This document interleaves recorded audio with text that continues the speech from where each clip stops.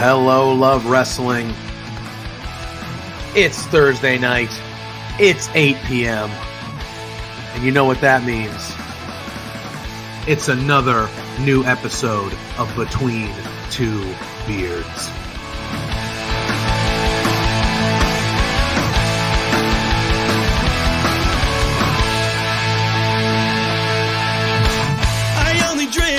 Can we start off with the biggest news of the week? The Rats lost!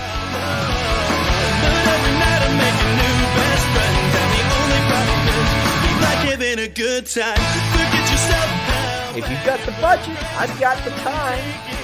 There he is. Hey, boss! There's the boss. Hey! The man with the finest beard on this screen. Canadian men, boys, shut the hell up. Let me talk.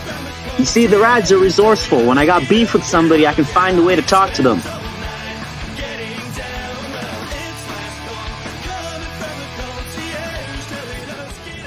And listen between two beers.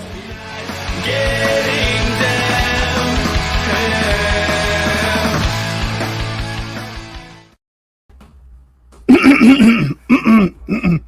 Hello. It is Thursday night. It is 8 p.m. You know what that means. It's another. Oh, yes. Handsome. Thank you. It's another edition of Between Two Beards, and it looks a little different tonight. If you see this gentleman to my right or left, however you're watching, I don't know my sides. It's Laurence, your B2B Fantasy Football Champion, a.k.a. our legal advisor. He's here filling in as JPJ is rubbing elbows with the big dogs in Edmonton right now. He's officially at Love Headquarters. Yep. Big week. Having the time of his life out in Edmonton. Leaving us to do with a hard episode of Between Two Beards. I'm drumming through it, baby. Everything is awful. I only want to drink with my best friends. Soda Stream, baby. Let's take a drink. All right. Yeah. You weren't kidding. Ken, welcome in. Good evening, Ken. Tell all your friends, come hang out. Well, let's just do this. Right off the top, we're just going to say this and say it once and say it only. I mean, as soon as more people come in, we'll say it again, I'm sure. Yeah. Let's just keep it respectful tonight. Yeah. Any bozos will get bounced in the chat. I was very excited to do this episode. We have the Royal Rumble this weekend. LPW's had a killer week with the Oil Rumble on Sunday. Raw's moving to Netflix. Yeah. All sorts of fun, cool stuff. The NFL playoffs are going on. And then, of course, that Wall Street Journal article dropped. Woof. Took the air right out of the... Oh! We got running. Thank God. Thank God. Delay the inevitable. Look, he's here. Blair, too. I am here. Did you like the live? Hi. I did. Yeah. What's up? Hi. What's up, superstar? Nothing. On location, getting ready for the LPW clandestine show. Who are those people? Hi, Boris. Hi, Boris. We got Boris. We got JPJ. We got Blair Pacheco. We got everybody in the house. My heart, buddy. Thank you. I appreciate that. Yeah, Boris told me the other day. He was like, "I thought you'd be much taller." No, not me. By the way, how's your swank hotel? It's nice. That Thad paid for. Staying at the Motel Love. Love. I thought Thad put you up in first class in the. Well, he did, but after my comment on the 7 report, he. Your key was denied. When I woke up this morning, I was asked to leave, so I'll be staying at Motel Love the rest of the weekend. So how is Edmonton? Edmonton's good. I just want to come in. Usually when I'm not here, this show tends to get awesome. So I just want to double check and make sure things were in order. So far, so good. Call Sports Corner saying, "PLUGGO, we miss you, JPJ." I'll be back next week. You know it. We'll be talking a whole lot of Royal Rumble recap and LPW things and fun stuff. We might have a special guest. We're working out the kinks. I believe we might. Blair, hi, buddy. Hi, buddy. How are you? You just got in. How's Edmonton? Good. Hey, make sure Stephen Crow chops JPJ. I can ask him. Yes. Make sure he remembers. He probably forgot. Say, hey, Crow, remember you got to chop JPJ. If he wasn't busy right now, I'd call him over, but I don't want to. I would call him over regardless. There's nothing more important than this. Yeah. Nothing more important than happened tonight. Slow news week. Yeah. Oh, yeah, I bet. Yeah, nothing to talk about. Way to go on vacation. Yeah. Giving me the fun week. Well, you know what? We can do a special little thing if we need to, or we can just talk about it next week when we got the full. We're ready to go. We're going to dive into all of it next week when I'm back. Trust me. Hey, make sure everyone there likes the live, please. I will. Do your due diligence. Let's get to double digits on this thing. I will go like it right now. My phone is down a couple of levels. I will go like it right now. Hey, it's the boss. What are you doing on my show? On your show? This is my show. What are you doing on my show? Oh, just hood rat shit. Just killing it over here. Kill Crow. Speaking of killing it, what's up, yo? Welcome to the chat, friend. If you're in, like the live, share it out. Let these fine people know that you love us. The algorithm would enjoy that. And then there's just two more handsome studs at the bottom, Laurence. I love it. Yeah. It's like both your partners are in it. All we're missing is Mrs. PLUGGO. And everyone you love is hanging out without you. Yeah. All of a sudden, next week, I'm out. They're going to start doing shows together. No more me. Yep. Yeah. What's going to happen, man? This is the beginning of the end. You're going to come back bigger than ever. Your big head. Yeah, next week you're getting Hollywood JPJ. Hell yeah. Yeah. Slick back hair. Shows now. Yeah. Slick back hair. That's usually how I roll. Slick back hair. Gonna wear a shirt and tie. It's going to be I'm JPJ, but the Poulin family. Yeah. That's going to be starting. What we're doing. Blair, you wouldn't leave me, would you? No, you're stuck with me. Yeah. We were cracking jokes because we were like, all the wrestlers were like, oh, yeah. I'm like, yeah, PLUGGO's two co-hosts are here. We've met each other, actually, before each of us have, we met you in person. You know what I mean? Listen, I get it. People don't want to come to Indiana. I understand. I mean, can you blame them? No. Yeah. What is there to offer? What is there to offer in Indiana? Besides you and 7 Christmas trees or however many it is right now. There's a great Rick Smith statue somewhere. There you go. Well, yeah, I'm sure Reggie Miller is just a hero. Yeah, Larry Bird's from here. Oh, yeah, that's true. And my Boston ties, I would, if they have anything, do they have a Larry Bird museum? I don't know. I don't think so. They should. It's called French Lick, Indiana, where he was raised. I mean, they might as well just call it Larry Bird, Indiana, shouldn't they? Come on. The Pacers. Yeah, Kill Crow, we're doing well. JPJ is live on location ahead of the Clandestine Wrestling Society show. That's happening probably in 10 minutes or so, right? It's pretty soon. Doors are shortly, I believe. Yeah. So, yeah, but didn't want to interrupt. Get that chop in. Get it videotaped. I saw you were on the Short Kings. You're on the Rads. You're on 7. You're all over the place, dude. Yeah. Did some filming of those things too. I helped out on all facets. Look at you. 7 report. When you didn't see me on the screen, I was basically filming 90% of the other stuff that was on there. So. Oh, look at you, man. Well, five tool player. Yeah. I'm not a worker. I was sitting backstage all day at Rogers Place. Like, what the fuck am I doing here? What am I doing here? And then they were like, let's go to work. And I was like, okay, I'll do whatever. So, hell yeah. I was like, I will record all of it. There you go. That's your nice. Is that your camera work with the M. Night Shyamalan angles and cuts and fades? Good for you. Yeah. I did the swerves. Yeah. The swerve. The 7 Force recreation. I filmed that. Yeah. I felt like they disrespected our boy Jared Rogers, though, by kicking him out. He should have. Technically, he's not in 7. Neither was Reed, and they got what was coming to him. Yeah, but was that? Are they sure they kicked out Reed, or was that Mars? It's true. You can't really tell. They were both there though. So what do you do? I think you got to err on the side of caution and kick both out, just to be safe. I mean, yeah. What if you kick the wrong one out, and then the whole plan's just foiled? It's true. I mean, it's something I can chat with Pride about it tomorrow. See what's up, but. Yeah, you're like, dude. Well, make sure you chat with Jack. Jack's a little nicer than Pride. Pride might not like that plan. Pride was he was there most of the time on Sunday. Very few snippets of Jack. Yeah, so I was going to say. Yeah, Sunday didn't go well for 7. So, he was a little he was feeling a certain way. So. Real quick, before you guys get out of here, Kill Crow has a question. Who will be the Iron Man and Woman of the Rumble? So who's going to last the longest in both respective Rumbles, in your opinion? For the women, I'm going to go with Bianca. Okay, that's a good Bianca, a good poll. I could see her even being number 1, but I think Bianca will enter early and she will be in the final 4. Okay. So I would go Bianca. On the men's side of things, I think it would be ironic. You know me, I'm a Cody mark. I'm picking Cody again to win. He was number 30 last year in his return. I think it would be pretty not ironic, probably the wrong word, but if he was number 1 and won it, I think that would be fun. Went the distance to win it. So I'll do that. I'll go with Bianca and Cody as my Iron man and Iron Woman. Mr. Pacheco? I will go with Gunther. Ooh, I like it.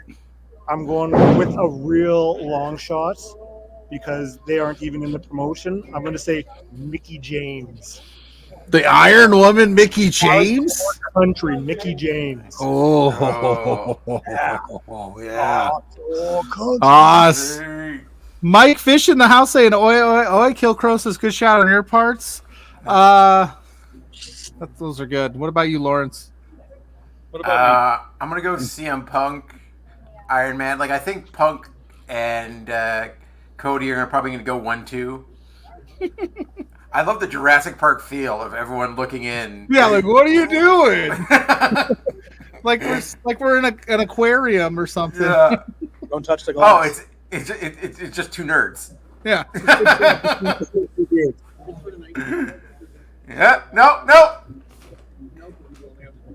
Who else is popping in? Everybody's welcome. Tom, come on through. You got Boris around here. We got the gentleman testing out the stuff right here. We got this fine gentleman here. Hey! Stuff. We got Mr. Crow. Chop him. Get the chop on the screen right now. Take it now. I'm muted you.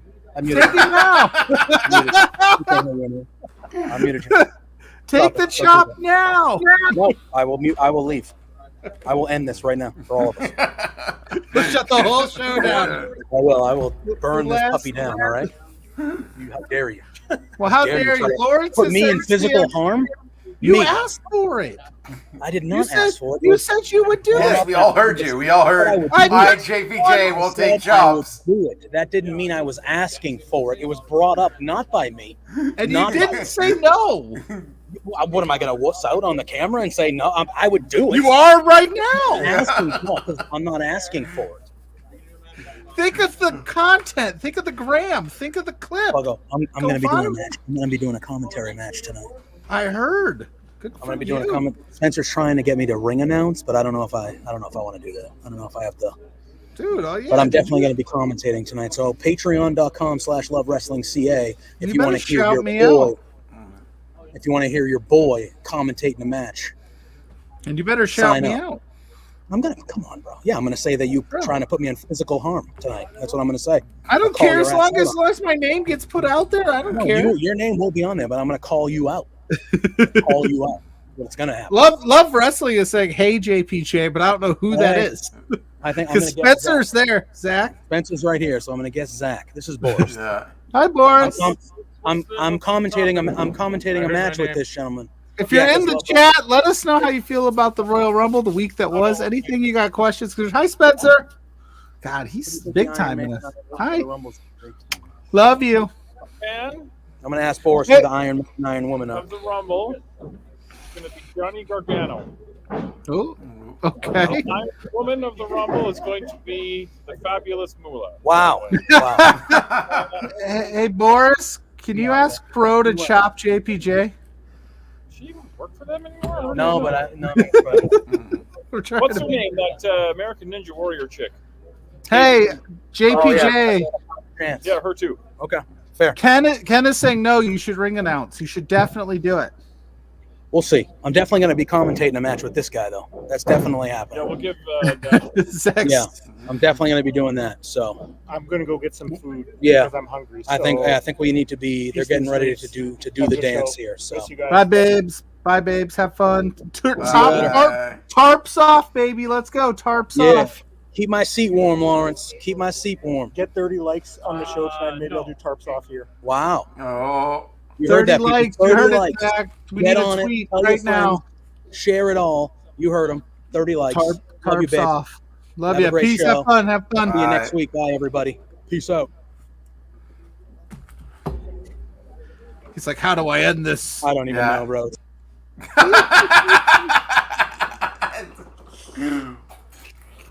That was JPJ, your normal co-host here at LPW. I had a text. I thought it was about tarps off. It is not. They're in Edmonton right now for our Clandestine Wrestling show. If you could not hear JPJ, absolutely go to Patreon right now, lovewrestling.com or patreon.com/lovewrestlingca. Get signed up. You get exclusive access to all of our Clandestine Wrestling Society shows that happen every Thursday before the big show on Friday, which is LPW 22. That will be streaming for the first time ever live on IWTV, headlined by Vert Vixen taking on Zoe Sager for the Challenge Champion, and Vaughn Vertigo taking on Michael Richard Blaze for the LPW Grand Championship. That is going to be dope. I now know what those texts are. I wrote my preview. I had to wait because we snuck in the tag match with Jared Rogers at the last minute. So I had to wait to write it, and Mrs. Pluggo, unfortunately, is editing my pointless dribble. So that should be out tomorrow morning ahead of the show, so you can get ready for LPW 22, again, live exclusively on IWTV for the first time. That's pretty dope. Yeah. See, we have cool and positive stuff to talk about, and that was nice to break it up. And now that we've got people in the chat, again, if you want to talk about today's events, I just ask that we keep it respectful. We have a great community here, and we do not stand for any sort of buffoonery in our chat. We will boot you real quick. Yeah. And please go and check on all of the people in your lives that may or may not be affected by said trauma trigger warnings that happened today. Those people matter 1,000%. And then Zach is hyping me. Everybody always hype. He said, how dare I call my own writings pointless? They rule. Thank you, Zach. I still, after writing as many of these as I've written, still don't think I'm very good at it, even though everybody tells me how awesome they are and the support that I see from them. So I apologize. I'm just in a really weird mood today as a wrestling fan. Like, the shit that went down with the Wall Street Journal just has me in an absolute funk. Yeah. Like, it was just a body blow. If we can pull back the curtain, I was working today. I saw the post and it just like ruined my whole mood for wanting to come on. And you know how fun we can be and jovial and exciting and crack jokes. And it's just one of these weird days that you need to go hug your fucking loved ones and stand up for the women in this fucking community. And I'm sorry for cursing, but they matter. And the shit that went down was just gross. And I will not stand for anybody defending it. That's all. That's what I'm going to say. Don't defend it. Yeah, I wholeheartedly agree with you. Like, it hit everyone. Like, no one is surprised by it at all. Like, years before, I told you before the show, like, years before any of this ever came out, I remember reading a story, I forget where, but there was a university, like the universities in Connecticut, specifically, like, tell their, like, students or advise them not to do internships and, like, stages at WWE because the culture there was so toxic that so many people just quit their programs, and left school. Like, it happened enough where they had to warn them that, like, please don't go there. It's not great. So none of this is at all shocking. Yeah. This is truly, like, all, like, courage and thing to the victim, of, like, the person who spoke out against Vic McMahon. That is, like, courage on another level. Because there is going to be, like there always is when you're the person to speak out, a backlash. There's always the worst people and the drugs of society who come out in droves to speak out for someone they do not know, who does not give a shit about them, and defend them with their, like, dying breath, and and the victims all the time have to deal with this harassment, and people wonder why they don't speak out, why they don't press charges earlier, and you see every single time on the internet why. Their lives become 1,000 times harder, and it takes a hell of a lot of courage to do what she's doing.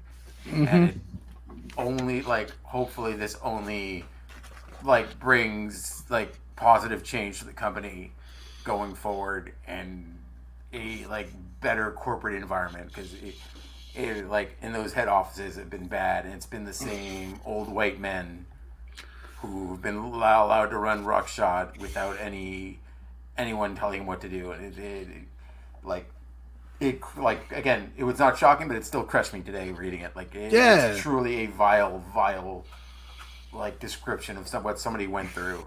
Yeah, because this is what we do. This is what we love to do. If we didn't love the sport of professional wrestling, like, we wouldn't be sitting here.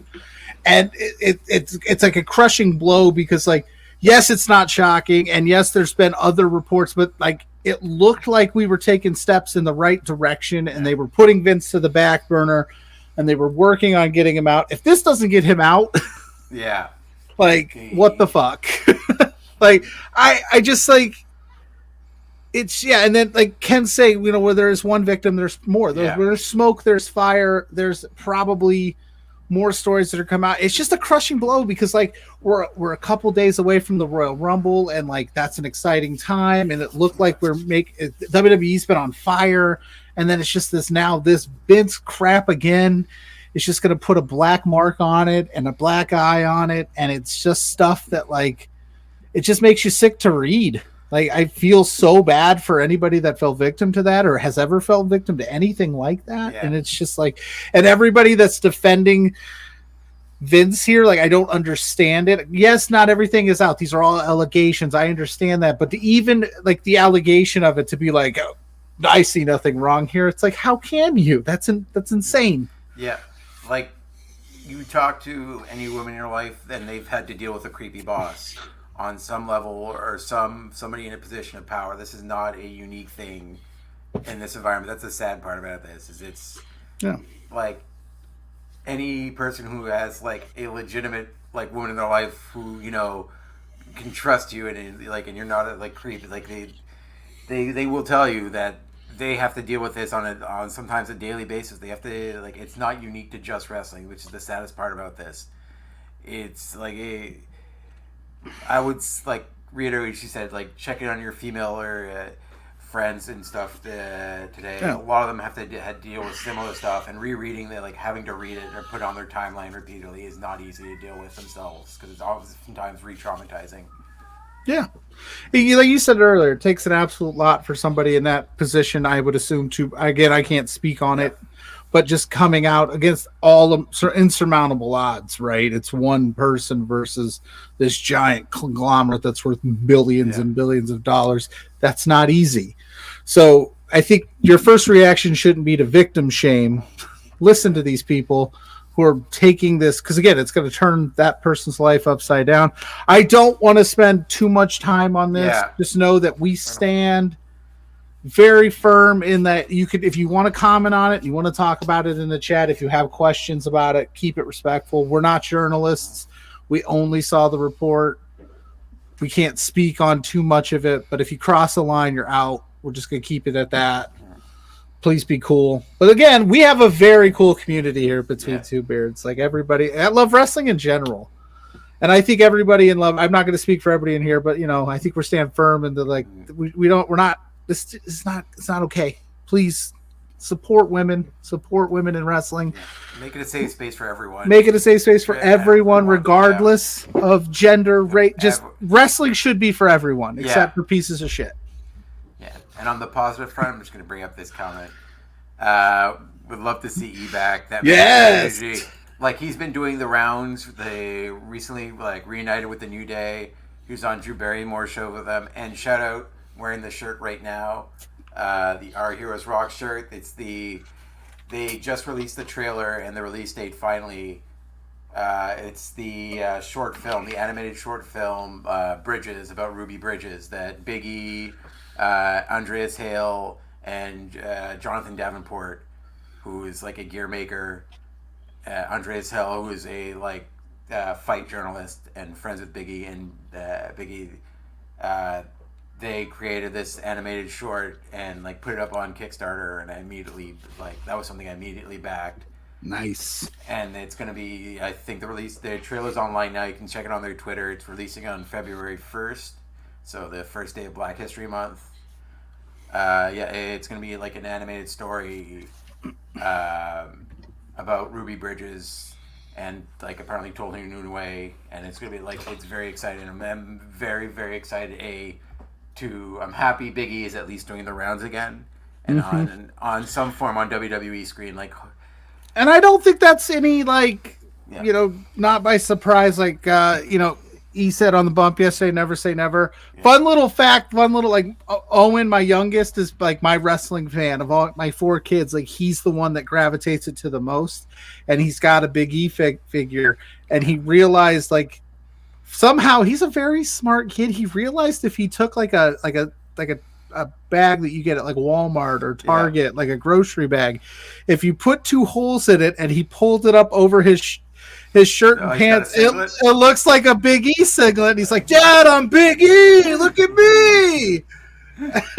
I don't know how he thought of it, but he's like, check this out. And I'm like, all right, dude. So he'll be pumped if Big E makes his return on. He's excited to watch. I know he's a Bobby Lashley Big E fan, so he's excited. I would very much like Big E to return wrestling again, but first and more importantly, I want him to take care of his health. Yes. And if it's truly it for him that he can't wrestle anymore, I'm more than happy that I got to enjoy the career he's had.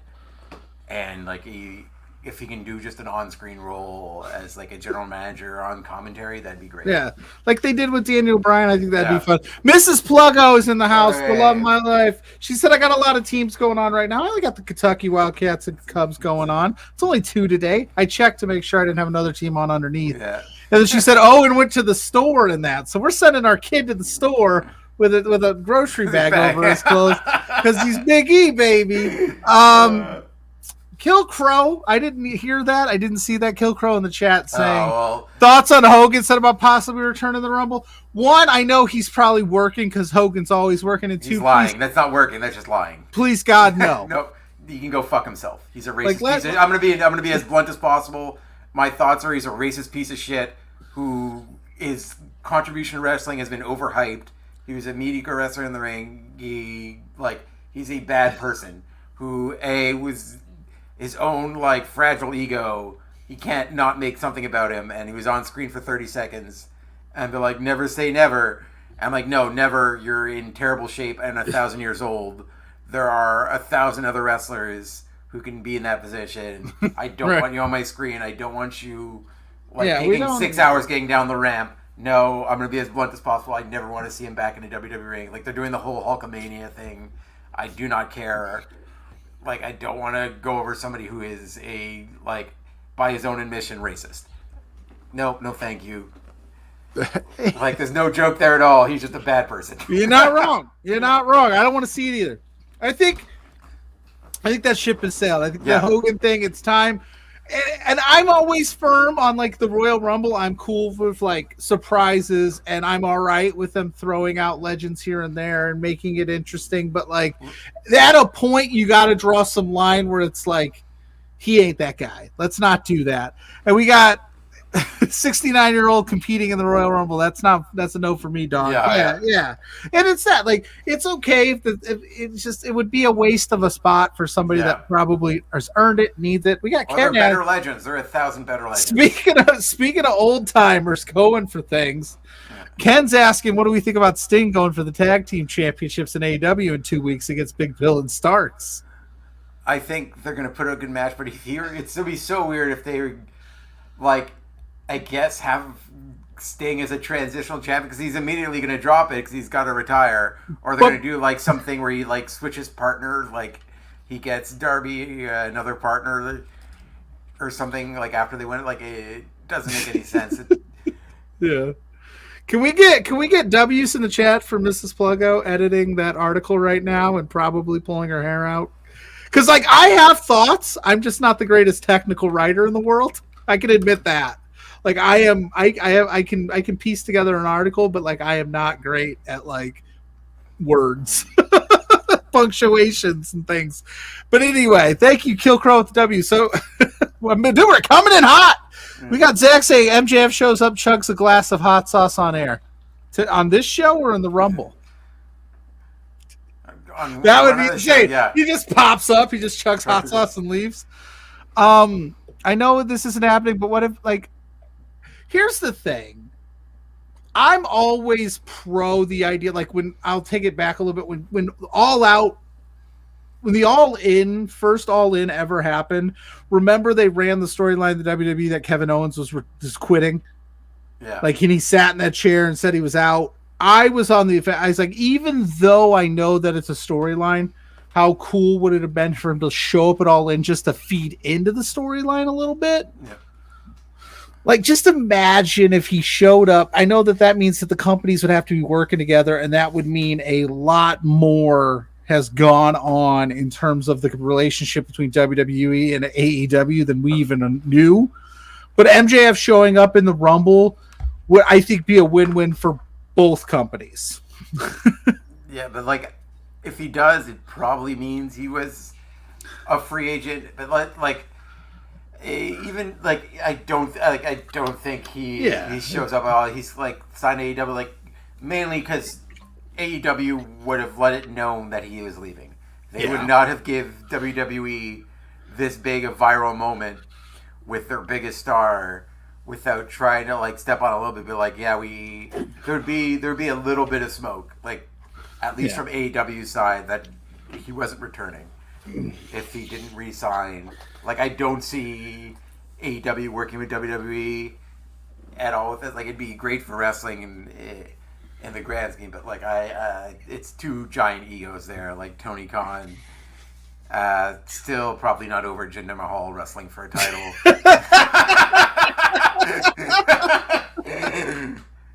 It just doesn't make any sense. I can't work with these people.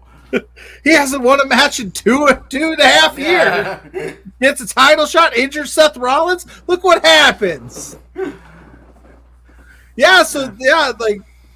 I know it wouldn't happen, and never say I get it, but like, it would just be wild to me if they did pull a stunt like that, because we've seen like Mickie James was mentioned earlier by Blair, and Mickie James is a name that's heavily being floated as a possible return in the women's.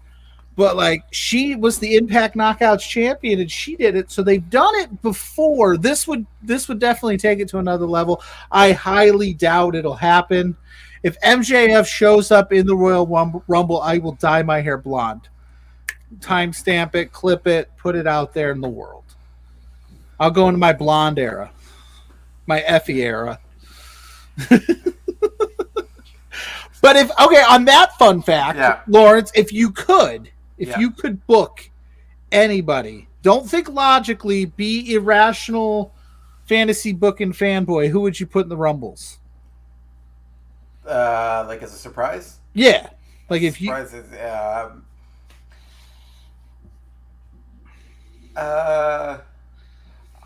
would probably put like I would like to see Ricky Starks in WWE. That was like just the first name, and probably trying to think on the women's side. Like,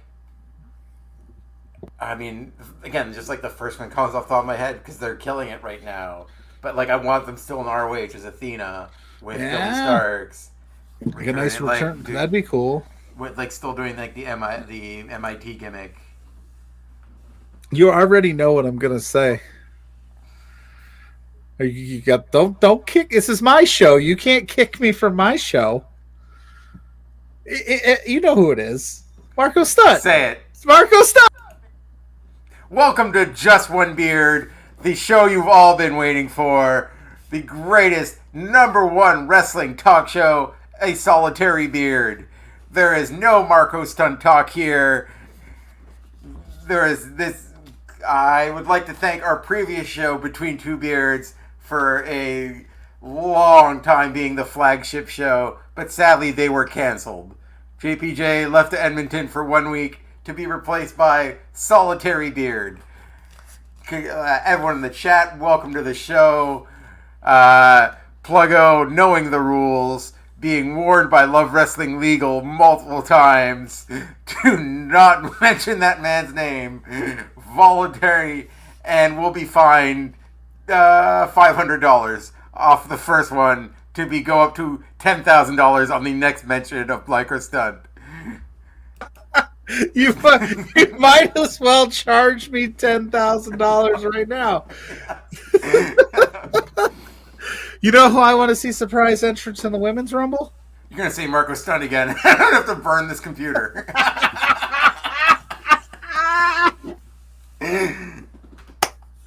Well, shoot, now I don't know what to do.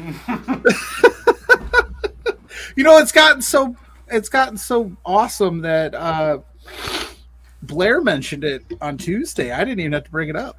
It was awesome. Ken said Bobby Lashley. Ken, you and my son are in sync. He wants Bobby Lashley to win as well. As we head into this Royal Rumble card, I have a question. Yeah. Why is Liv Morgan getting so much love as to win the thing? Liv Morgan's where's she been? What's she been up to? I think she's been injured. Like everybody's like she's gonna win it. It makes sense. She came close last year. She's winning it this year. But like it makes no sense from a storyline perspective. From a storyline perspective, where does she fit in? Like I'd like to say, because I really do like Liv Morgan, and I would like to see her. Like I can't wait till she's back on our screen because she's just a generally likable person and a lot of fun. Wow. 10 more likes and you'll dye your hair blonde. Is he bald right now? Guys, in the chat, we need 10 likes. Yeah. That means we got to get to 20? Yeah, we got to get to 20 likes. Everybody, tell your friends, tell your mother, tell your brother, hit the like button. Yeah, she's been like, yeah, but and I understand that she's got a fan base that's like super. I guess we can start there talking about the Women's Rumble. We could. No, he got his Cesaro cut, so he's ready to get that frosted. I've been seeing a groundswell. I know she's got a huge fan base, and Liv Morgan stands are like intense. Some of the like most fierce group of people in internet wrestling history, but like it just doesn't make any sense. Yeah, like potentially next year if she's like like she's gonna need time to build back from being back from injury, but like I feel maybe next year she will have a like decent chance to be the Royal Rumble winner. It'd be like a smart move. Like she's deserving of a title, like being champion. But like this year, I don't think so. I think there's like you've got more reasonable people like Bailey or Becky. Shout out to Kill Crow who just tweeted my proclamation that if MJF shows up at the Royal Rumble on Saturday, I will dye my hair blonde. We've got a lot of blondes happening around here. If we can get 10 more likes, Zach will dye his blonde. So Royal Rumble women's match. Who you got winning? Who you got in the final four? What are your thoughts on it? What makes the most sense to Laurence, the B2B Fantasy Champion? Okay, final four: Bailey, Becky, potentially Asuka, And I'll just go wild card one, Chelsea Green. You know, I was sitting here. Oh, look at that. Oh, and we got, if Mario Stunt enters the Rumble, he will go blonde. 20 likes, and I'll do the same. Oh, shoot. Like, we getting serious, WWE. If you want to save face, here's an opportunity to do so. I was thinking about it. I was thinking about in terms of, like, who would be some fun off-the-wall winners, and wouldn't it be crazy if, like, Chelsea Green won the women's and, like, R-Truth won the men's but didn't realize that he won it? That's how you avoid this whole Cody Punk dilemma. You have R-Truth win it, doesn't realize what it means, and he challenges, like, Damian Priest for that briefcase or something by mistake. You know what I mean? Or, like, something goofy. I know the internet would burn, the world would burn, but, like, it would. R-Truth is really fucking good at what he does. Yeah. Give him his flowers. Let him win the Rumble. Let him accidentally cash in on the up, down champion, his number one contender spot, and then you don't have to worry about who wins the men's Rumble. Yeah, I tweeted out a while ago that his work with the Judgment Day is going to somehow end up with him becoming the new tribal chief. Yeah, I don't know how yet, but it's the inevitable thing. It's not going to be Rock. It's not going to be Roman. It's going to be R-Truth as the new tribal chief. I'm all for it too. And he's right now the performer of the year for me. Yeah. Oh, I don't want to hear your Okadas, your Ospreys. I don't want to hear none of that. I want to hear all the R-Truth talk. R-Truth winning and thinking he's the king of the ring would be amazing. Yeah. But then Chelsea Green, honestly, like, it makes no sense storyline wise, but like, she would have the most fun with it. I think it would be the most entertaining idea. Like there's always like a random sometimes like final fourth member, like somebody like unexpected. Like there's Mr. Perfect before, like Santino made the last two 1 year. Like I wouldn't be surprised if like Chelsea Green like hides in a corner or something, or goes through the middle rope and stays down for like a solid like 10-15 minutes of the match, and then comes back and realizes she's in the final four. Yeah, Piper does all the heavy lifting for her. Like, I mean, that would be crazy. I'd be down with it. I'm all for like off the wall stuff happening in Royal Rumbles. Like it gets me excited. It's my favorite show of the year, hands down. Because it's the easiest to get into if you're not a wrestling fan, like it's an easy way to like gateway into the world that is professional wrestling, and then you become an absolute junkie like you and I.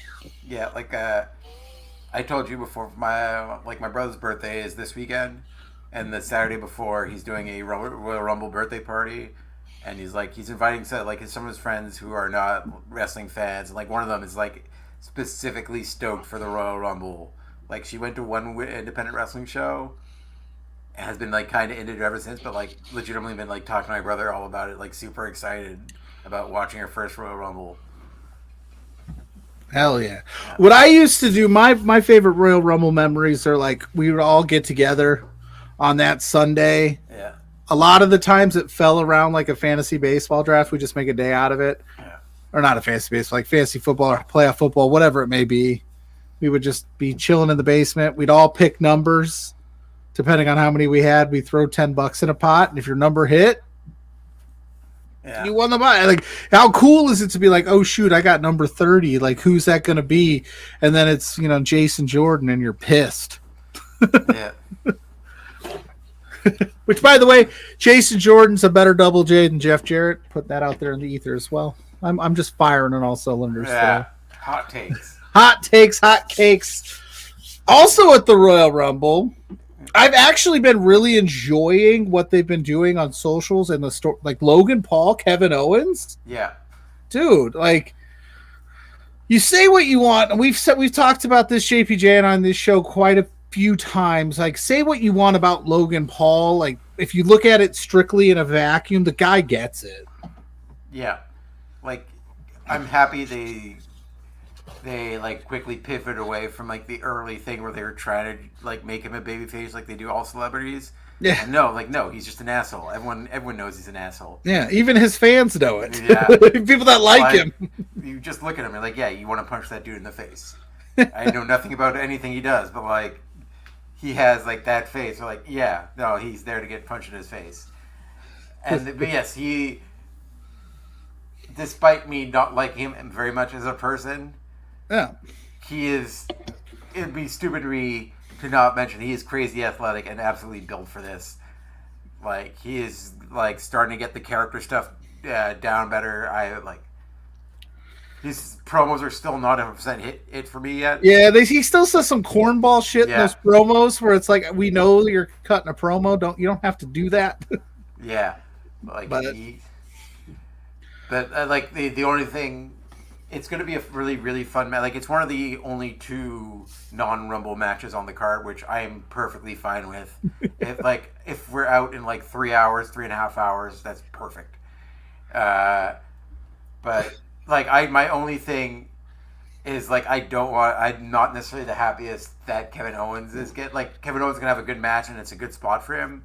But coming off, last year and how hot both him and Sammy were, I'm not necessarily the happiest that he's just getting fed to him at the Rumble. He's clearly going to lose because they're probably going to sell up Logan Paul and LA Knight at Mania.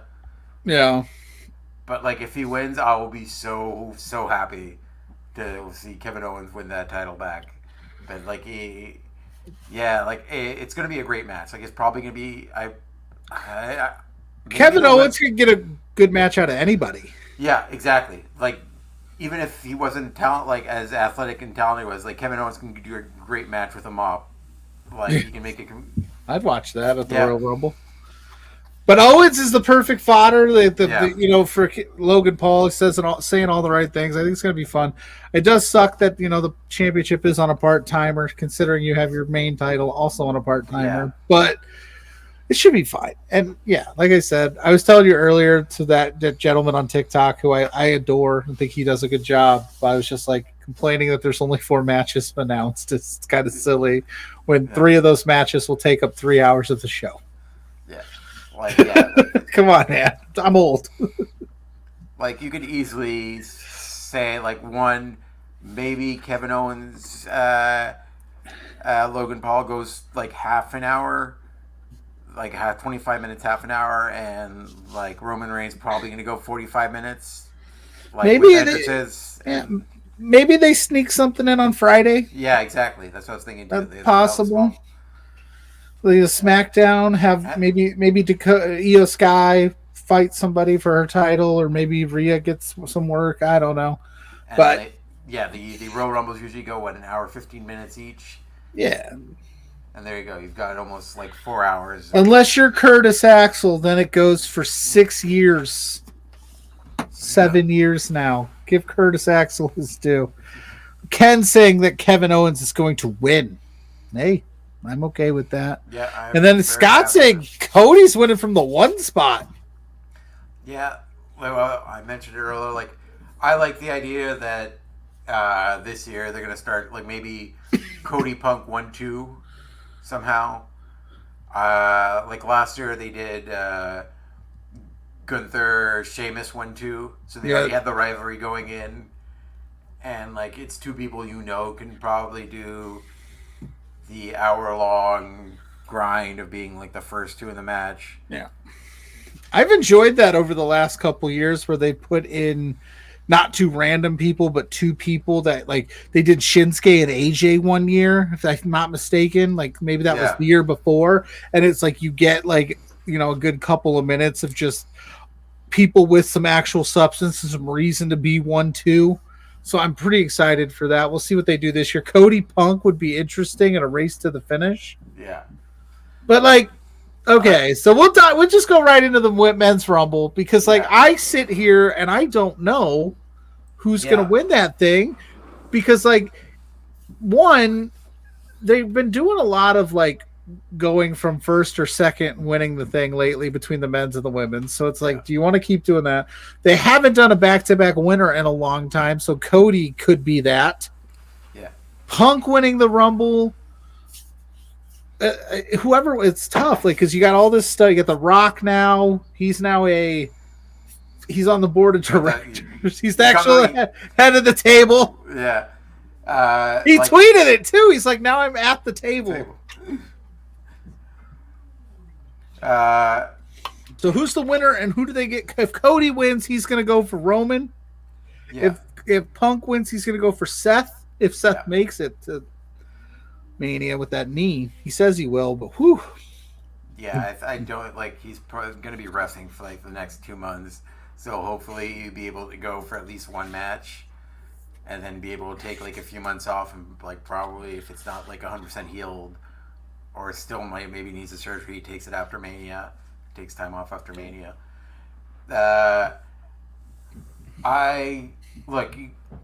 WWE, especially this past week, has done a great job of presenting 3 viable winners. Mm-hmm.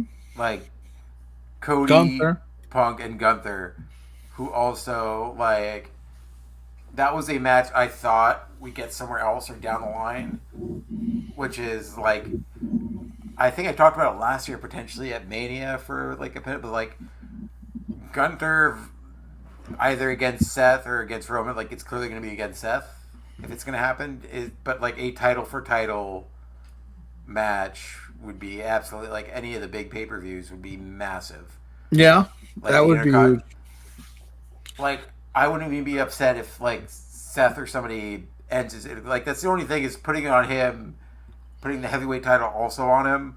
You've, again, got it undoes why you made that title in the first place, is you've got another unbeatable champion on a run, and you just put a second title on him. And I would hate to see what they did, like with Keith Lee when he won the NXT in North American. He just gave up the North American show, like, because Gunther has built this 500+ day reign and made this title mean something, and I would be kind of like, oh, it's not as important now. Was he going to defend both? But it's good to, like you said, it's good to have options. I like that they're making it sound credible. Yeah, but like I could see the story there being that him being a workhorse champion. And, like, finally the weight of 2 titles, like, takes down Gunther. Mm-hmm. And, he loses one title or loses both, potentially on the same night. Because, especially, like, I'm now talking myself than him winning the Rumble and facing Seth. Because, like, him facing Seth, he sees a champion who's weakened. And, like, also, like, him a workhorse. And it becomes, like, a self-fulfilling prophecy. Of him also, despite all things, it eventually catches up to everyone, and it catches up to him too one day, and he loses the title. But, I'd see Gunther not necessarily winning this, I'd potentially win it next. He definitely is earmarked to be heavyweight champion sometime soon. Yeah. But I see Punk winning the Rumble. Punk is still my pick to win the Rumble. Who do you think needs it more, the Rumble win between Cody and Punk? Because both of them, we both have the earmarked idea of where they're going to go, why they're going to do it. They've said it, what their intentions are. Who do you think needs to finish their story most? We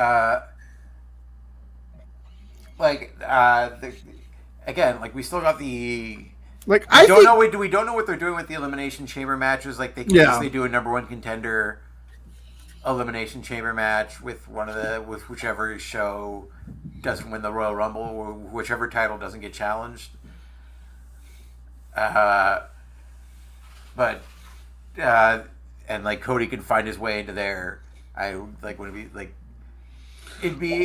Cody winning it would probably it'd be the easiest through line to Roman again.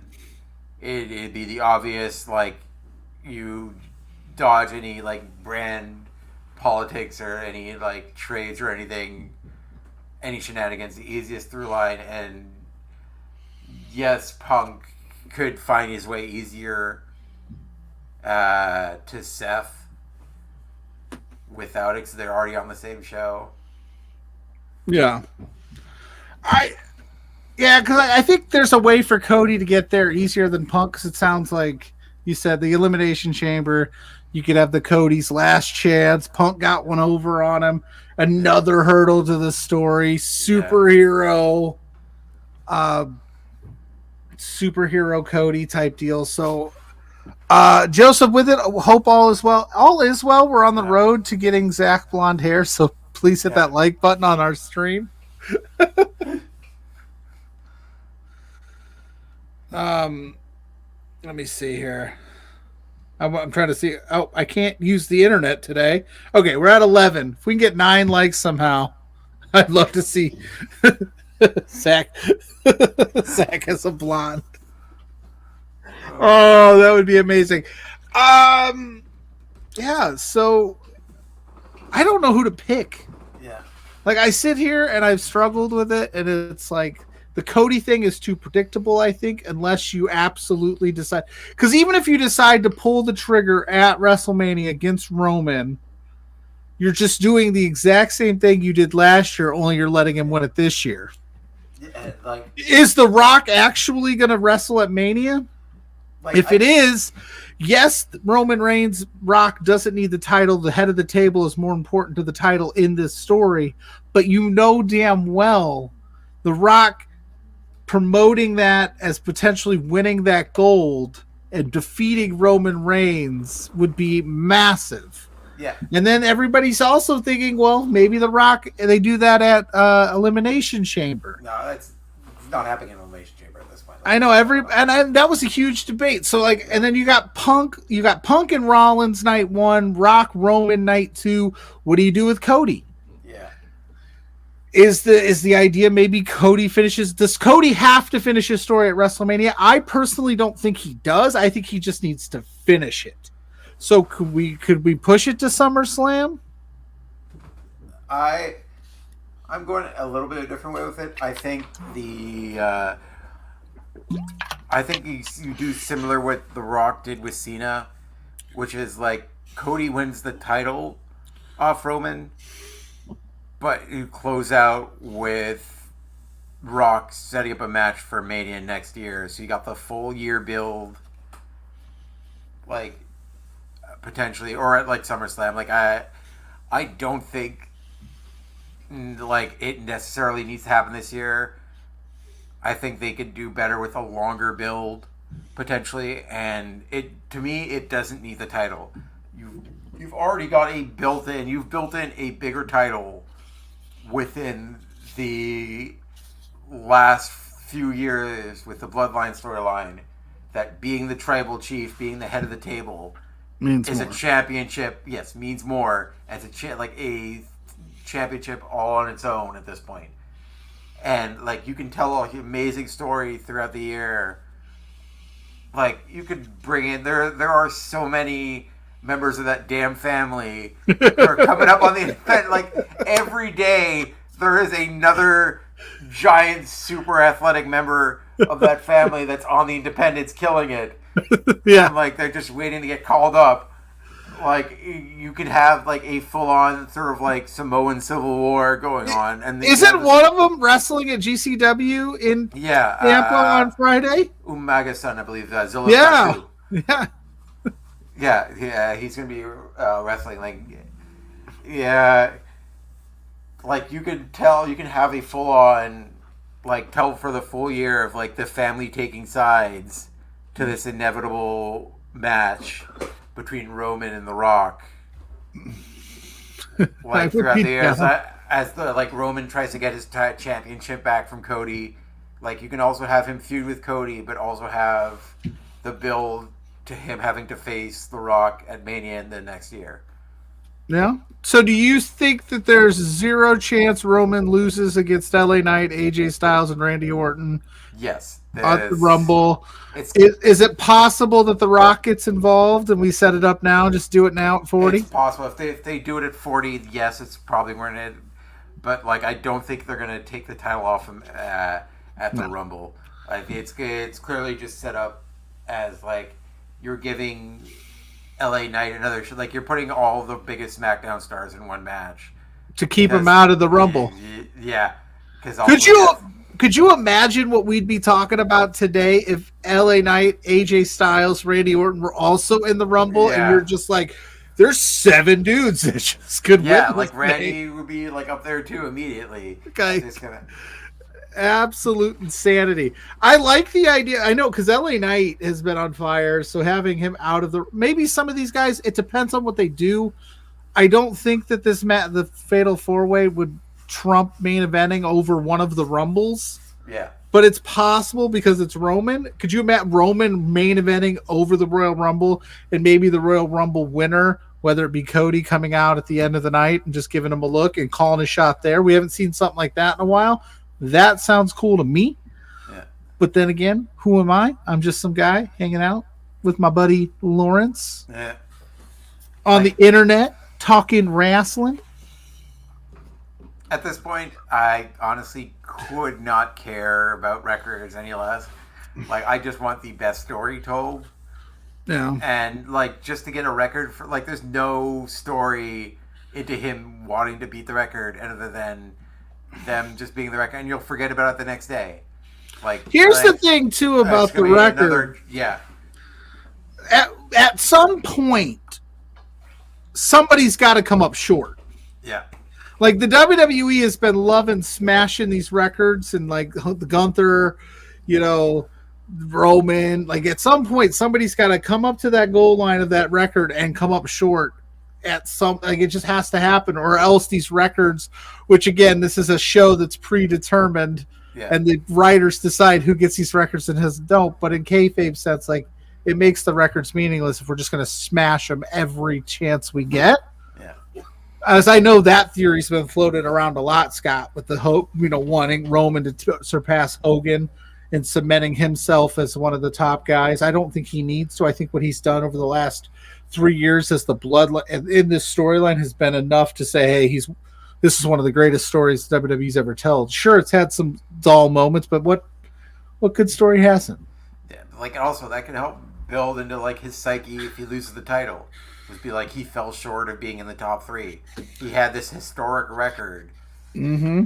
It's more compelling to me that he doesn't break the record, even though, again... And they had to throw Cody, they had to throw Rock at him, they had to throw other members of his family. Yeah. Like, everybody's pushing at the gate to keep Roman from... Like, it's kind of like MJF in this Devil story, where it was like they slowly and systematically broke him down until he just fell short right at the end of the year when he said he was going to take that title into 2024. Just shut the door on him right there at SummerSlam or something. It'd be crazy. Yeah, like, again, like, it's... I, like, honestly get Hulk Hogan off the, like, as many records as possible, but, like, to me, it's more compelling of him having this insane title run, but still not being in the top 3, and that feeding into his ego, like, feeding into his, like, mania of, like, just being inadequate. And people, like, that he, like, his title reign at the end of the day wouldn't be acknowledged with the greats, and his whole thing is being about it being acknowledged.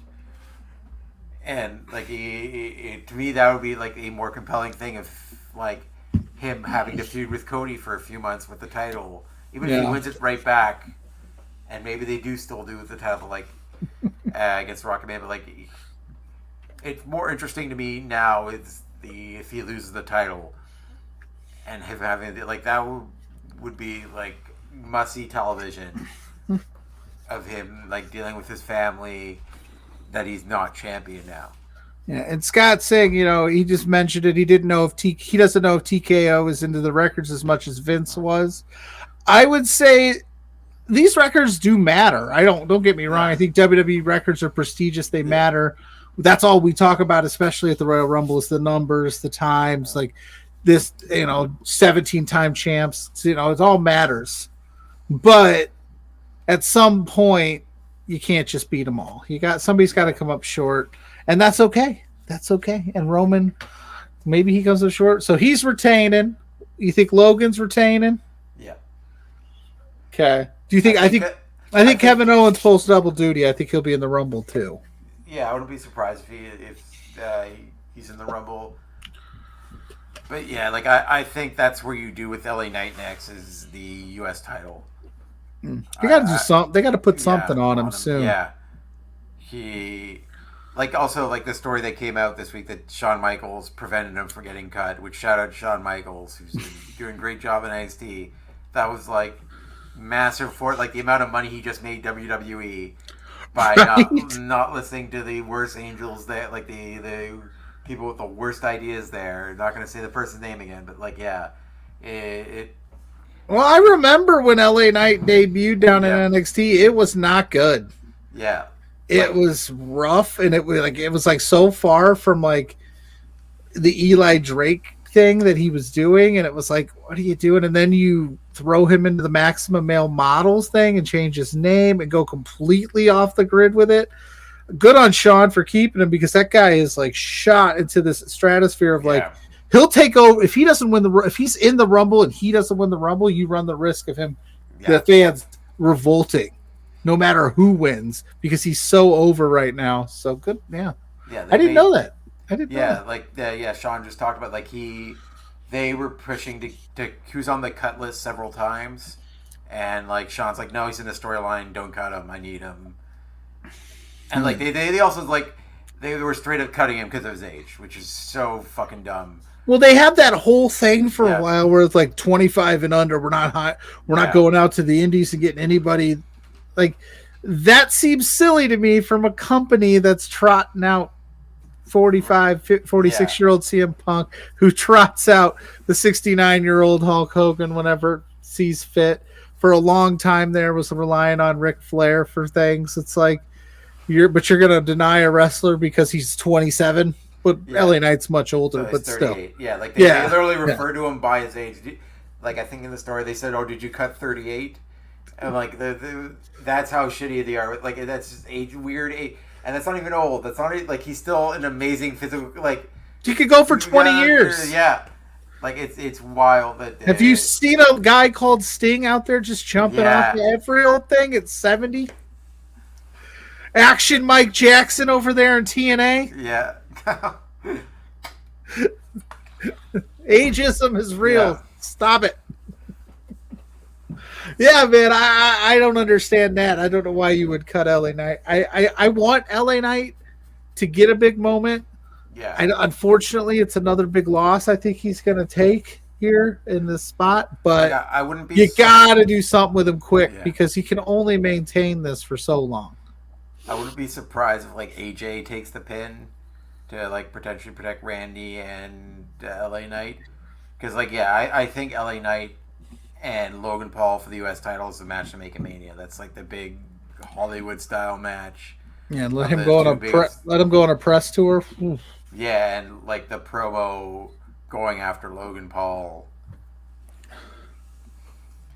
I mean, they do they clearly do have a lot of young talent coming up. Let's be clear on that.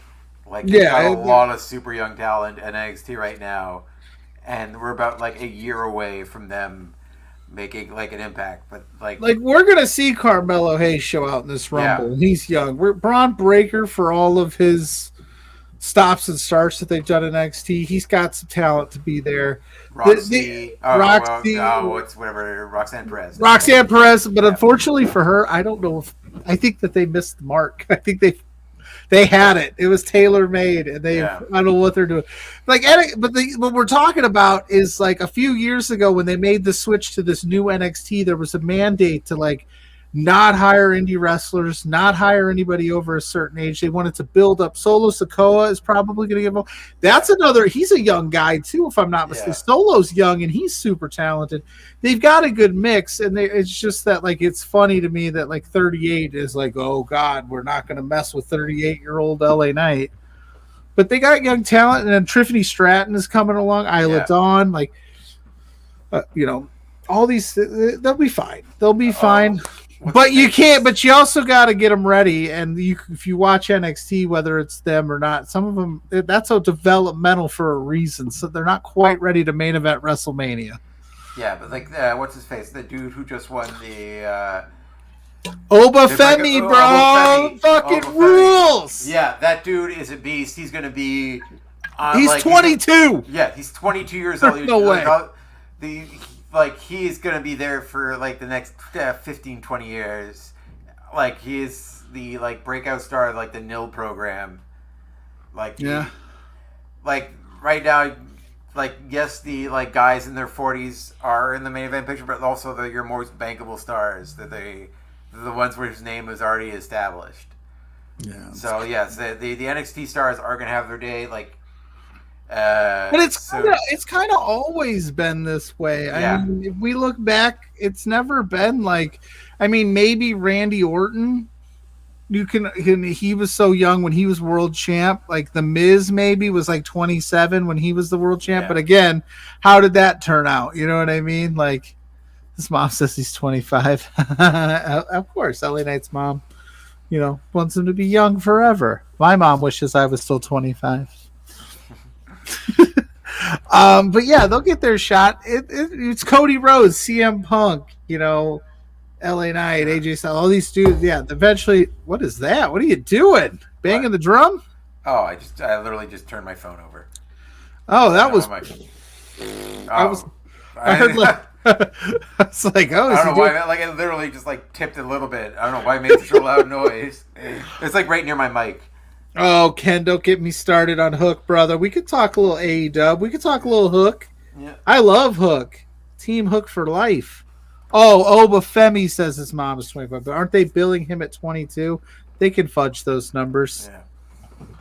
Like the funniest number that I've always thought when they announce somebody is Johnny Gargano. First of all, I don't think he's as tall as they announce him to be, and two, he's always billed at 199 pounds. Seriously? He never fluctuated at 200. Never had like a fat day where he was 201 every week. 199.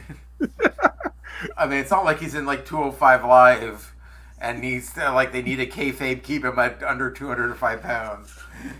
Listen, I get athletes at their peak physical condition. They always, but never once had a cheat day. Yeah. Showed up to Raw, ate a pound of nachos, and was 200 pounds. That's my crazy thought for the day. But yeah, Team Hook. I'm all about Hook. I loved what Hook did last night coming out. Shaking Joe's hand. Not even like, and I like the way he presented it. Like he didn't look in the camera and cut a weird promo. He looked straight at Joe, went up. Like you could see him talking to the mic by his ear saying, I'm going to get back here somehow, some way. Good for Hook. I love me some Hook. More Hook, the better. I'm liking the beginning of this Samoa Joe title reign. Like I'm really enjoying it. Yeah, like I like him going after the biggest badasses. And and like you said with Gunther, how like ultimately becoming the workhorse, he'll crack, put a chink in his armor, and he'll fall and crumble, and it'll be his Achilles heel. I think that's going to happen to Joe. He's just going to keep saying, like, everybody come, I don't care. You don't need to go to Tony. You don't need to tweet about it. You don't need to cry backstage. You just show up and say you want to fight, and we'll fight. And I love that eventually that'll catch up to him, and he'll get caught, and he'll take a loss, and then this deranged, crazy Samoa Joe to get back to the title will be a fun run. So I'm excited for this, man. You think Swerve's the one that does it? I hope Swerve. Maybe Hangman gets his victory back because they're clearly going to face off at the next pay-per-view, Revolution. I think in February or March. February. It's like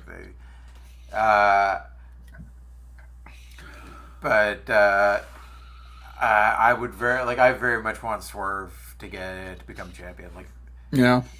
It's too bad the timing. They already had like Samoa Joe locked in to be champion because coming off that brutal match with Hangman, I've never seen it's rare you see a star that set up to be champion and just like as a full-on badass.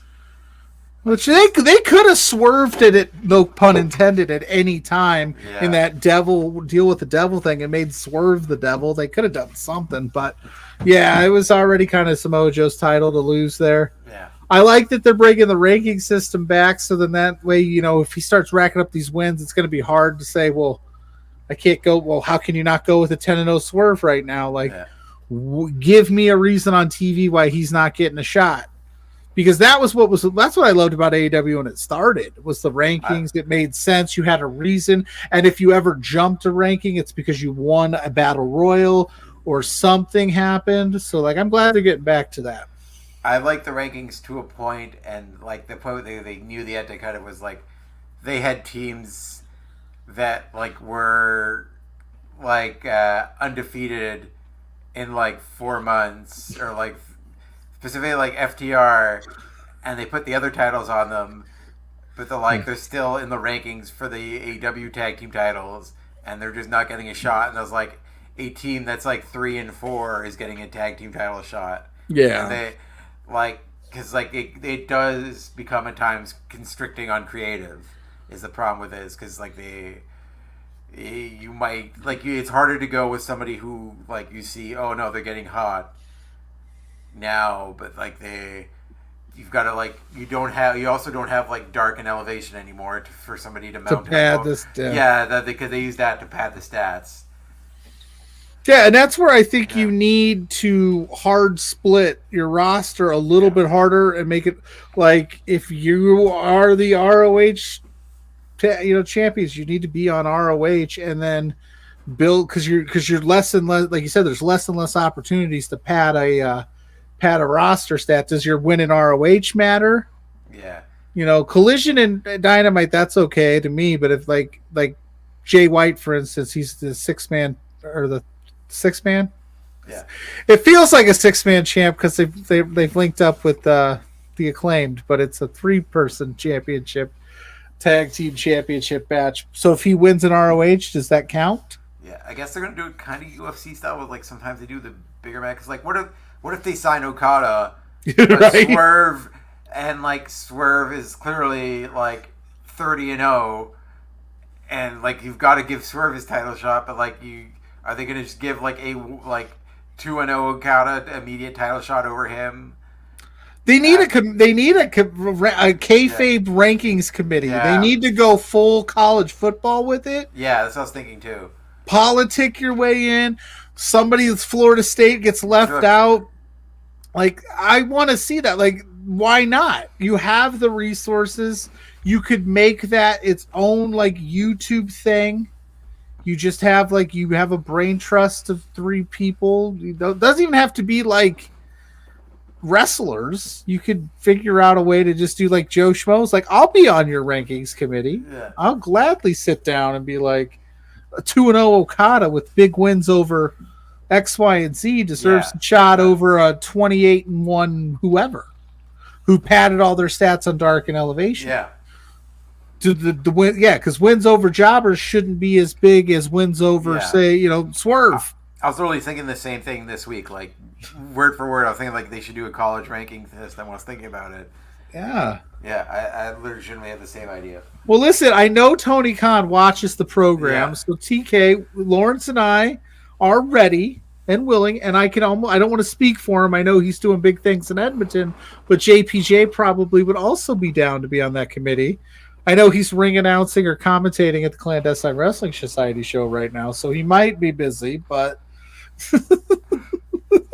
but we're in, man. Yeah, and again, that's all you need is just make it make sense. Tell me why, and I'm usually okay with it. It's wrestling after all, so like my disbelief is already suspended quite a bit. Yeah. But yeah, I like the direction that AEW is going in. I think the women are getting awesome. A lot more time, a lot more shine. We got that awesome Tony Storm Gianna segment last night. We got Red Velvet and Thunder Rosa had a great match. Like, give me more. Yeah, like I think the shout out to like the video editing team or the thing that split the black and white in the color. Like like Tony Storm is so good at that character and having so much fun with it. And yeah, I don't. I died when Deanna threw the shoe back. I was like, oh shit. Like, I don't know if they're gonna put the title immediately on. Yeah, like I kind of want Tony to retain, or like you can still tell a decent story with her losing, and once again fighting for the spotlight as she does that. There's like a new starlet and somebody from her past. Yeah. That, like took her shine away from her. I love it, dude. It's so good. Yeah, Deanna doesn't necessarily. I like that they're putting her in the mix right away. Yeah. But they're also making her like she's going to wrestle. Probably, I'm assuming Taya. She's going to accept that challenge and wrestle Taya Valkyrie, and that'll be a fun match. But yeah, dude, like this Tony Storm thing is just money. Like it's so good. Yeah. And it's awesome. And they're cooking. They got Thunder Rosa back. She's awesome. One of my absolute favorites. And then Britt Baker's got to be coming back soon. And then there's that big fish in the pond named Mercedes Moné that's possibly signing there. I'm not sure. I mean, technically speaking, according to the internet, I saw the contract written on the back of a Denny's napkin. She's confirmed for AEW. And Okada is confirmed for NXT to face Von Wagner. Yeah.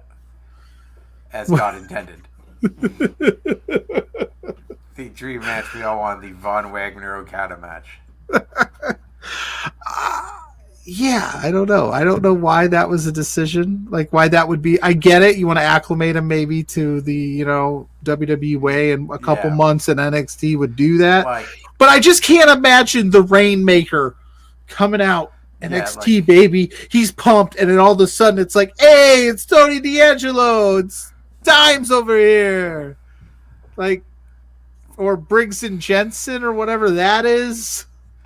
Like, in all fairness, like, Nakamura did time in NXT. Yeah. Like, so did Kevin Owens and Sammy. So, like, I understand, like... That was a different time. Yeah, it was a different time. It was, like, where all the independents were, like, a similar age, and, like, Okada is, like, older, and it's a lot of younger people now. It's, like, it is, like, very much a 20-something thing, whereas, like, that point was very much, like, they just signed everyone from the independents. Yeah, that was... It was like a super indie NXT. Yeah. This is like a character-based NXT that the work rate isn't really that important. Can you get a character over like Stacks and not? Yeah. What's your character going to be, Okada? Yeah. I'm a mailman. Yeah. All right, why? I don't know. Oh, we got Scott saying Okada's wife is famous voiceover actress in Japan. I can't see him moving to Florida for NXT. Well, he doesn't necessarily have to move. He could fly in. It's not, I mean, it's easy. Florida's easy to come into. I can't imagine if they signed Okada in and then he was in NXT, he would be featured every single week. I think he would be an attraction, or that, I mean, Gunther didn't want to move to the States either. That was why he took so long to make the move to NXT, and enough money. TKO's got that FU money. Plus, although Gunther did marry an American, I believe. Yeah. But at the time, early on, he was like, I'm not coming. But I don't want to live in the States. The fun thing about being a voiceover actress is you can also pretty much do it from anywhere.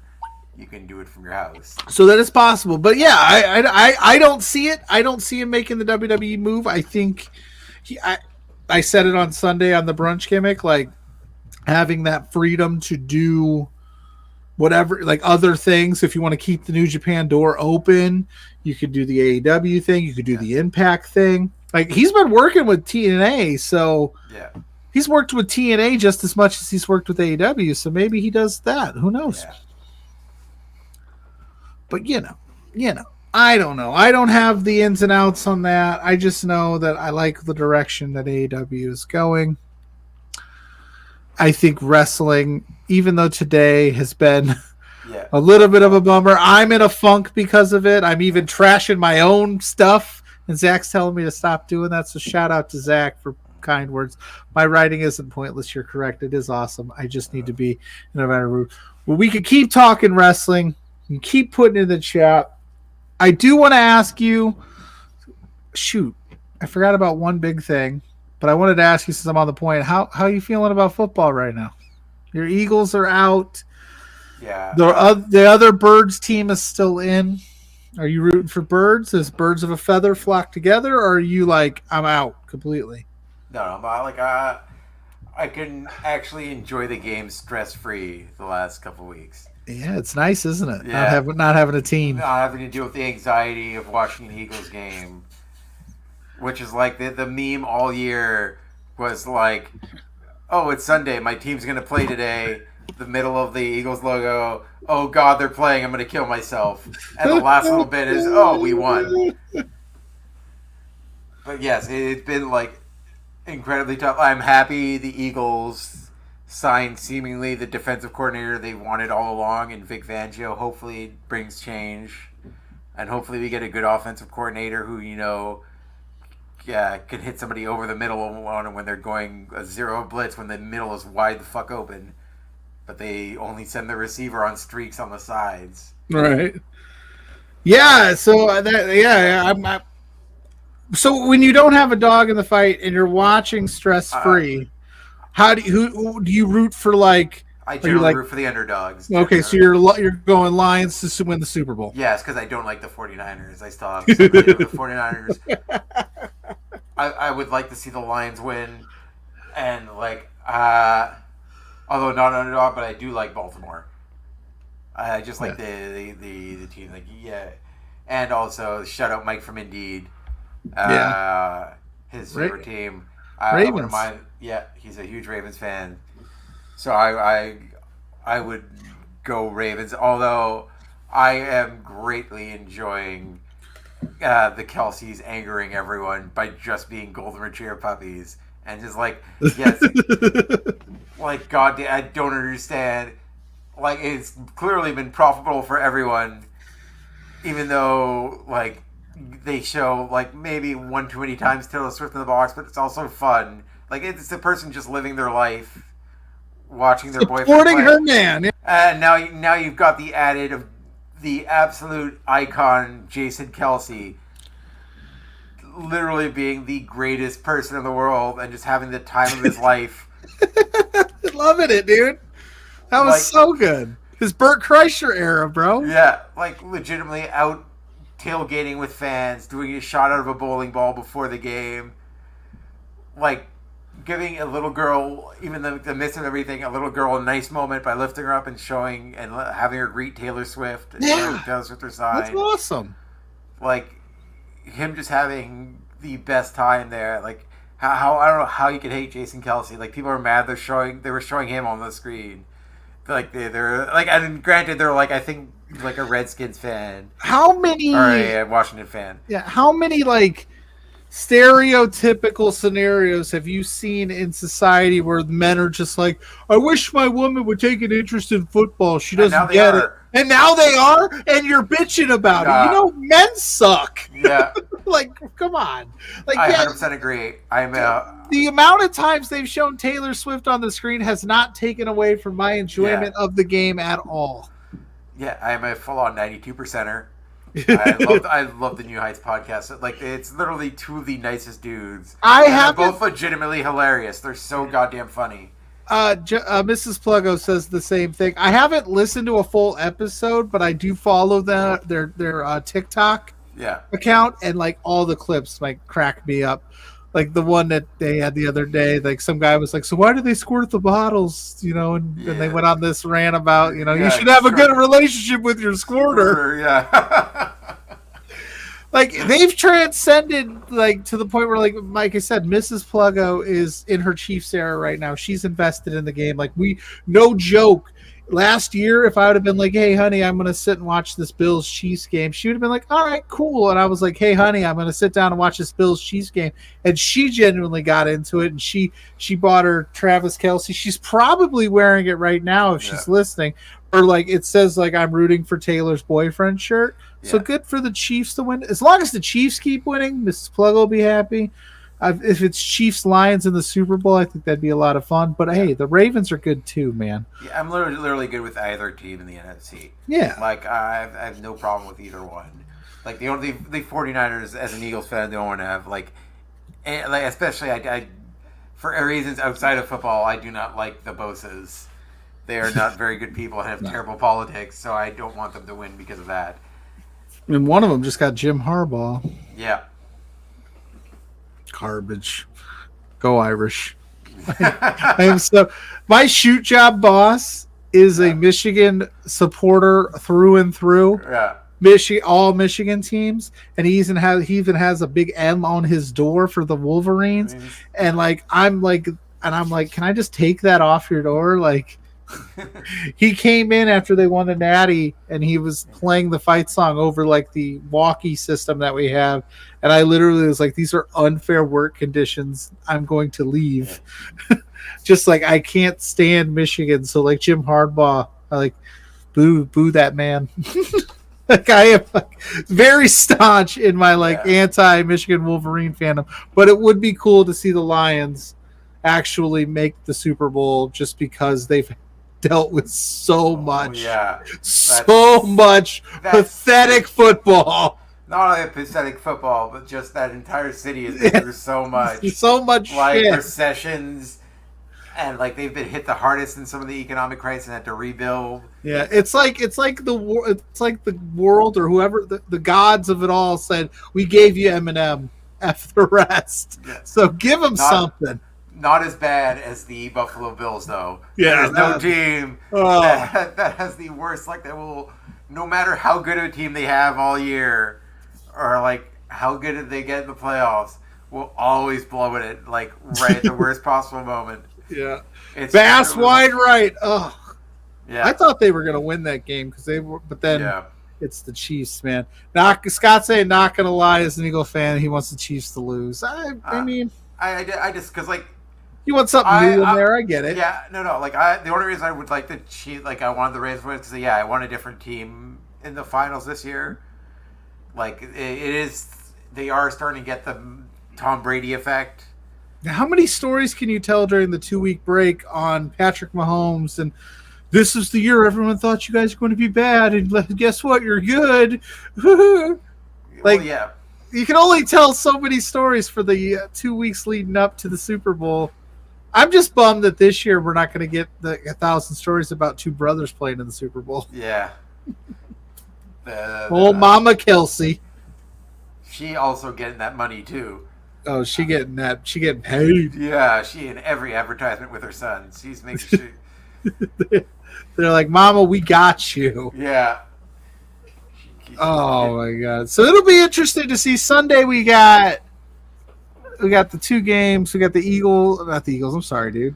We're talking about the Eagles. Wow. The Lions and the Niners first, and then we got the Ravens and the Chiefs. So that'll be an interesting Sunday. We got the Royal Rumble on Saturday, football on Sunday. What a weekend! Who do you got in the two games? Dude. All right. I'm gonna go on a limb here, and I'm gonna say the Lions get it done, and it's because like we've seen Purdy be mortal, and if that pass rush, and again, as much as I don't like Michigan, Adrian Hutchinson is really good. Yeah. If he can get a lot of pressure on Purdy and disrupt that offense, and maybe they get up and Purdy's got to throw a lot and can't rely strictly on McCaffrey running, they can get it done. So I'm gonna the Lions are gonna eke it out. Why not? Be a good story.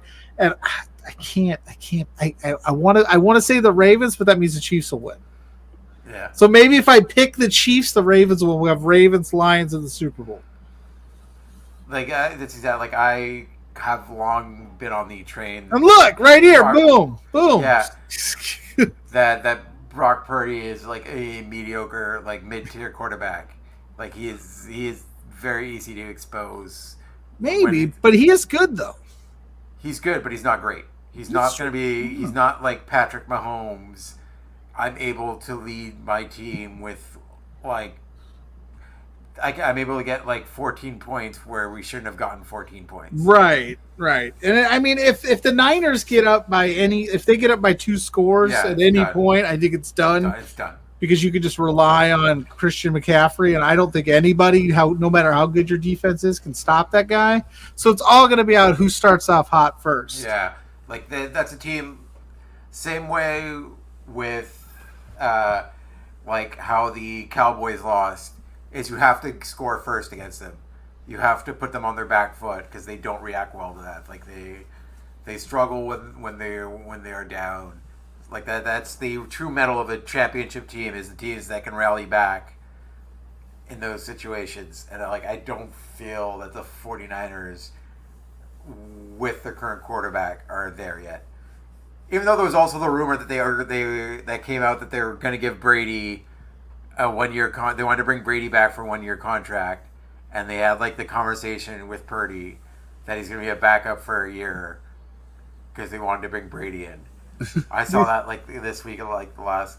Couldn't they still bring Brady in if they wanted to and put him they? I don't know. You could sign him. The Lions just signed Zach Ertz. Right, yeah. And then you sign Tom Brady. He comes in, just sits the bench. Purdy starts to set. You bring him in, dude. Why not? Yeah. Empty the clip. Sign them all the legends. Yeah. Sign Barry Sanders if you're the Lions. Just put him on your practice squad. Get him a ring. He's earned it. He's Barry fucking Sanders. Which, somebody, there was a LA fan or somebody was what's his face? The quarterback for the Lions that used to be the quarterback for the Lions and his quarterback of LA. I'm blanking on his name. Stafford.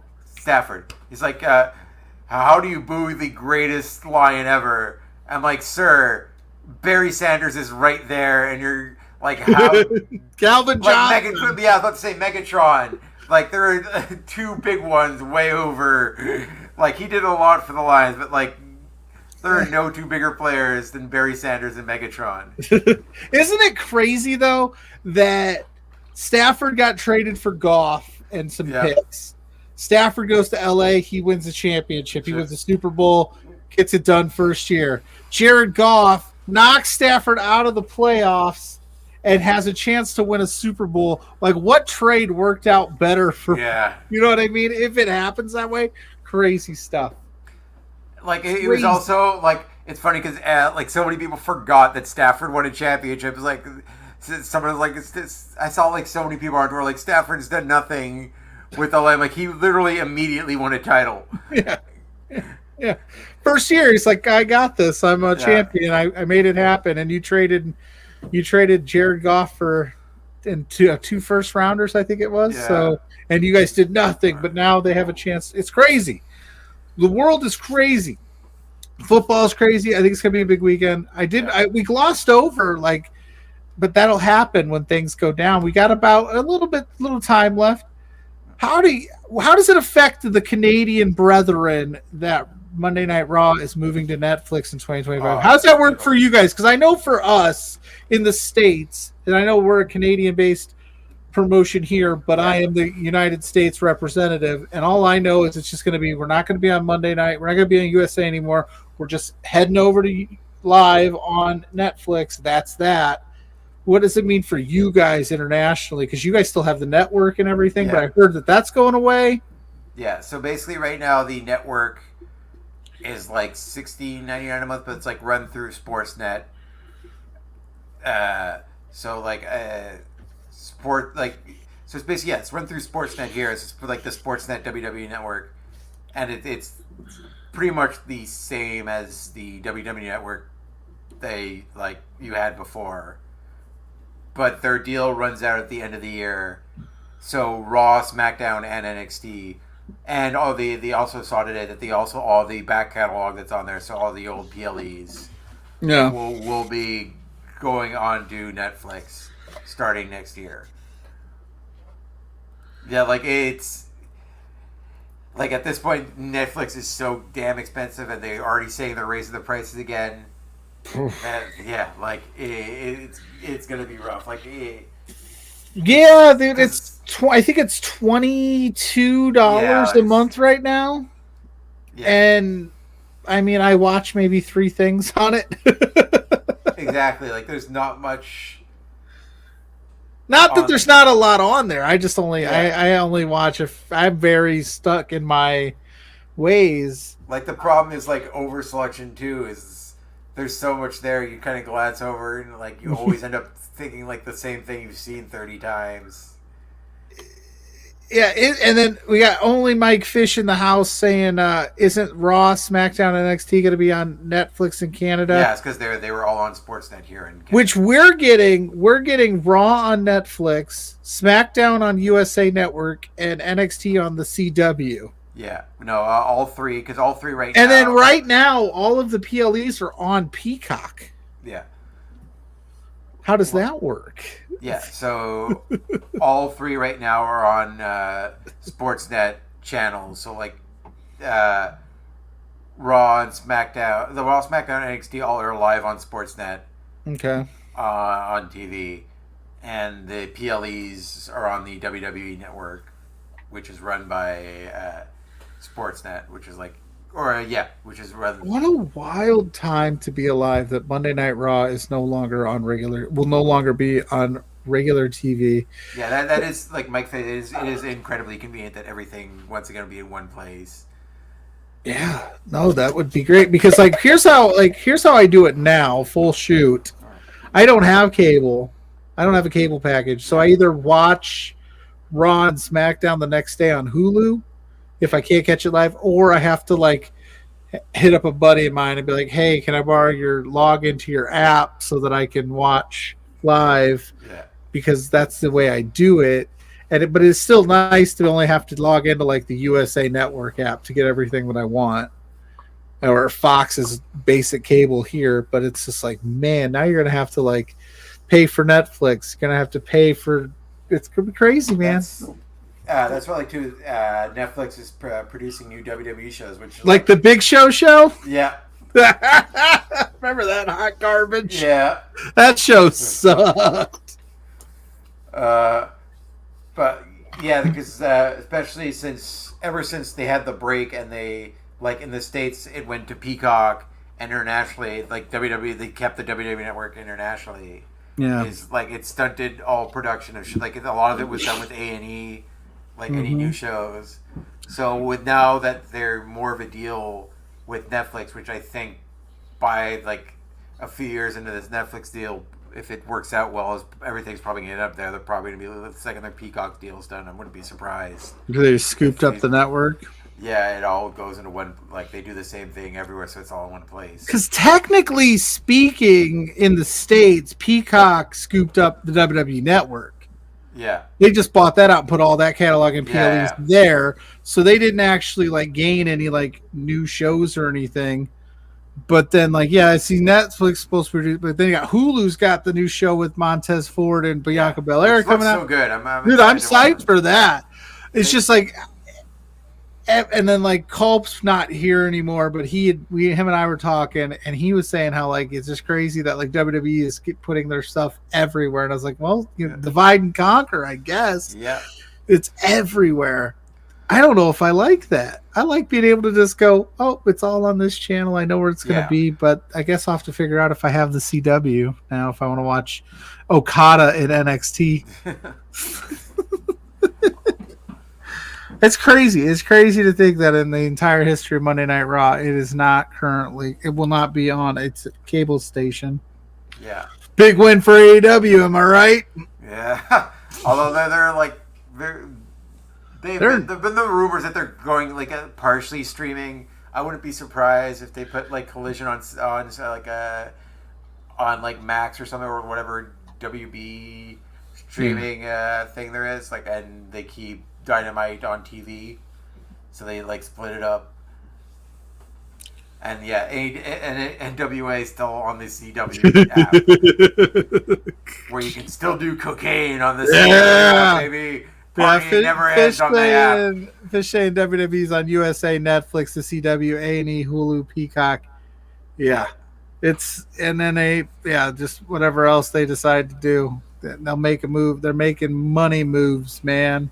At $5 billion, definitely making money moves. You know what I was thinking earlier today, and maybe I don't know this, maybe you know this, maybe people in the chat know this, but I was listening to Thunder Rosa on Busted Open Radio, and she was talking about she's gonna slow down on doing deathmatch stuff, hardcore stuff, unless it's a good payoff, and it got me thinking about the Britt Baker Thunder Rosa Lights Out match from a few years back.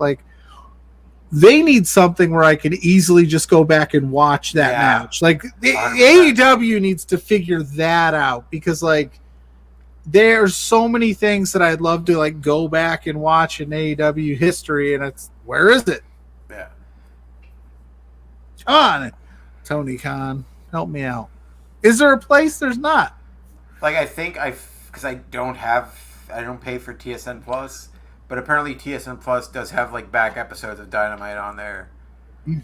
Maybe it's on the TBS or TNT app, Yeah. but I was just thinking, like, I would love a place where I could just go, oop, HBO Max has all the back. Like, Tony Khan could sell some of his back catalog and the old pay-per-views or something at this point. Like, you know, who's going back to, like, nobody's going back to watch old pay-per-views on AEW and going to pay for them like you can on Fight Plus.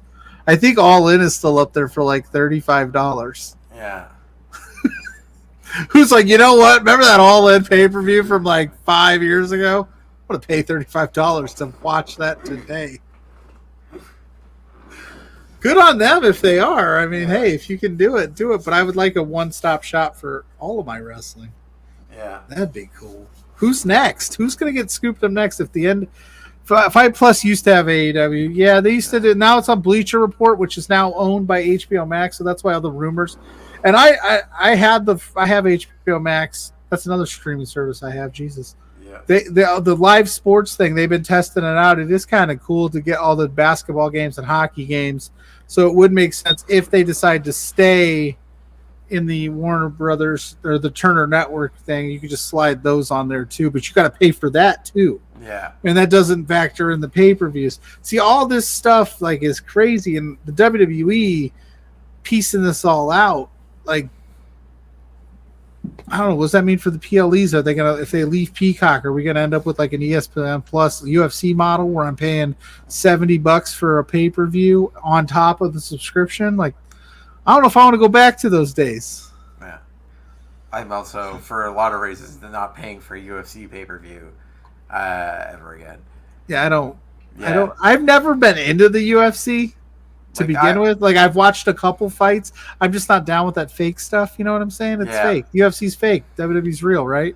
Yeah. But no, I just never really get into it. It's not my thing.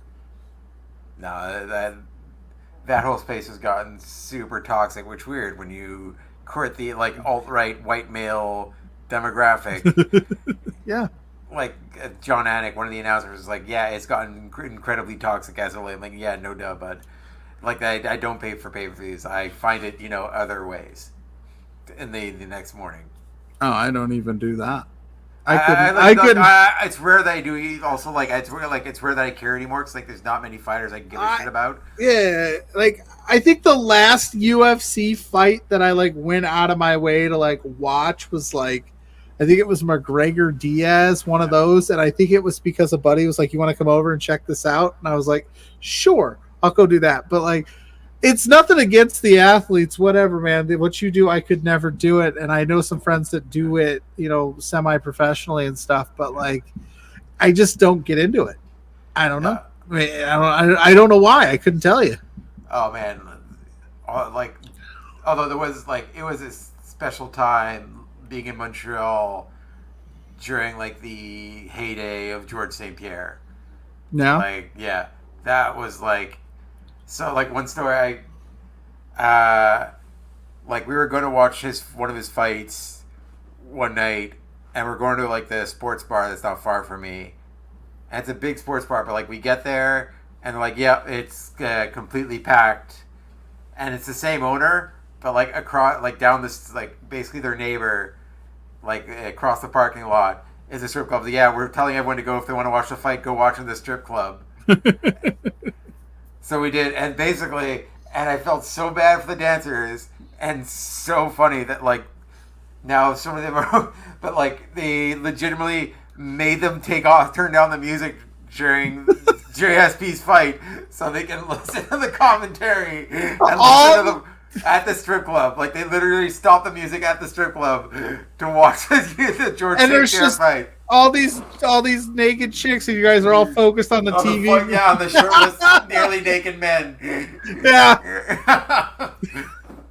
That's how big I love George St. that. Pierre was. I love that. That's funny. Oh my gosh. Yeah. Excuse me. Hi, I'm right here. You're like, shut up. Yeah. We're here to see this fight. I'll give you $20 to put your shirt on and just watch it with us. Yeah. Relax. That's crazy. Yeah, though, like, good on them, but I mean, I don't know what this is going to mean for the future. It's a wild time in professional wrestling. Yeah. It's a wild time for the world. We got LPW 22 tomorrow night. Oh, yeah. Big. 9 p.m. Eastern. IWTV live for the first time. So I don't know. I'm going to have to just live tweet the show. I usually hang out in the Twitch chat with all you fine people, but we'll just have to hashtag LPW22 and we'll have to chop it up. Yeah. And then before we close her out, who you got in a couple months? We just announced Speedball Nicole Matthews, first time ever at Clandestine Wrestling Society show in March. East versus West. Is it that serious up there in Canada? It really is. And we have like legitimately no beef towards Vancouver. Right? Like Vancouver's one of the place, nothing. Like, it's really Montreal and Toronto. And everyone also just kind of doesn't like us. But again, like Vancouver, there's no beef there. But I was going to say, like, maybe like in Canada, the beef is just, it's like actually you're just really nice. You're like overly nice to each other. That where it becomes so nice that maybe it can be considered condescending. Yeah. But it is like like crazy to me that they haven't met up. Because like the career paths are exactly the same. Like both a few years ago were about to get signed when they're like signing up all these, like, it's no secret. Like also like when they did the cutoff, like there's also no secret spoken about before that Speedball was about to get signed a few years ago in WWE. But like at that point, like even before that, before Speedball got banned, he was going to get signed by WWE. Like they were picking out all his other contemporaries were, and the same thing for Nicole Matthews, and both of them got hit with this ban. Like similar career path, and both of them kept working the independents here, kept teaching, and going wrestling internationally, and kept their name up, and like legitimately two of the brightest talents in professional. Like I got to meet Nicole Matthews when I was in Toronto last, and like legitimately one of like the not only in ring but like very smart and very funny. Yeah, like true talents. So this is a very good match. Like it is so crazy that it's happening at a LPW show, and especially an LPW Clandestine Society. Yeah, it's gonna be the 1 year anniversary. Oh, it's a massive match. That's gonna be absolutely rad, dude. Two wonderful people. I've met Speedball. He's great. I've never met Nicole Matthews, but the little interaction I've had with her through DMs, through just asking her if she's available for this or that, and she's always gotten back to me. She's very busy. Yeah. But I like that she's gotten back to me. It shows that you're a nice person and that you care. So yeah, dude, that's nuts. We got a lot of cool stuff coming up, man. Love wrestling in 2024 to the moon, baby. Yeah, to the moon. So on that note, it's been about 2 hours. Yeah, Laurence, thank you so much for coming in at a weird day in professional wrestling, co-hosting Beards while JPJ is big timing us out in Edmonton. Blair's out in Edmonton, big timing us as well. Tell the people where they can find you, what you got coming up, what you got going on, your final thoughts on life, liberty, the pursuit of happiness, whatever. I don't care. Yeah. This is my show, damn it. Just kidding. You can follow me at CartCNDG on pretty much all the socials, and at Cheap Pop Show on Instagram and Twitter. We'll be coming back soon. I'm gonna have to tomorrow. I'm gonna be starting to work on it again. Like with the it's. The last 2 months have pretty much been nonstop. Like it was December holidays. Like start the month is my birthday, then my brother's birthday, then deal with a bunch of stuff. But like in the middle, but yes, Cheap Pop will be coming back for like a little bit of a longer run. Hopefully, I'm gonna start reaching out to other people this week. But yeah, keep an eye out on the shows on Cheap Pop Show on Instagram and Twitter for all updates on that. Damn right. Damn right. Laurence has taken over the world. It started with the B2B Fantasy Football Championship. Who knows where it's going to end up? And I also just want to thank you for having me on. Dude. You know how much I love this show. You don't have to. Yeah, I appreciate you always coming on. Always. I said this. I'll plug it. Mike's in the house. He's on PLUGGO Unplugged. I kind of did a quick retrospect of how I got here, and I had put over everybody at Love Wrestling. And you're one of those people that have always understood the butt of my my jokes, the vision, if you will, and you've always ran with it. So you're always welcome here. Even if JPJ is here, you can come. Misfit, I don't know. He says Brock Lesnar was set for the Rumble after day. I don't know. I'd be surprised.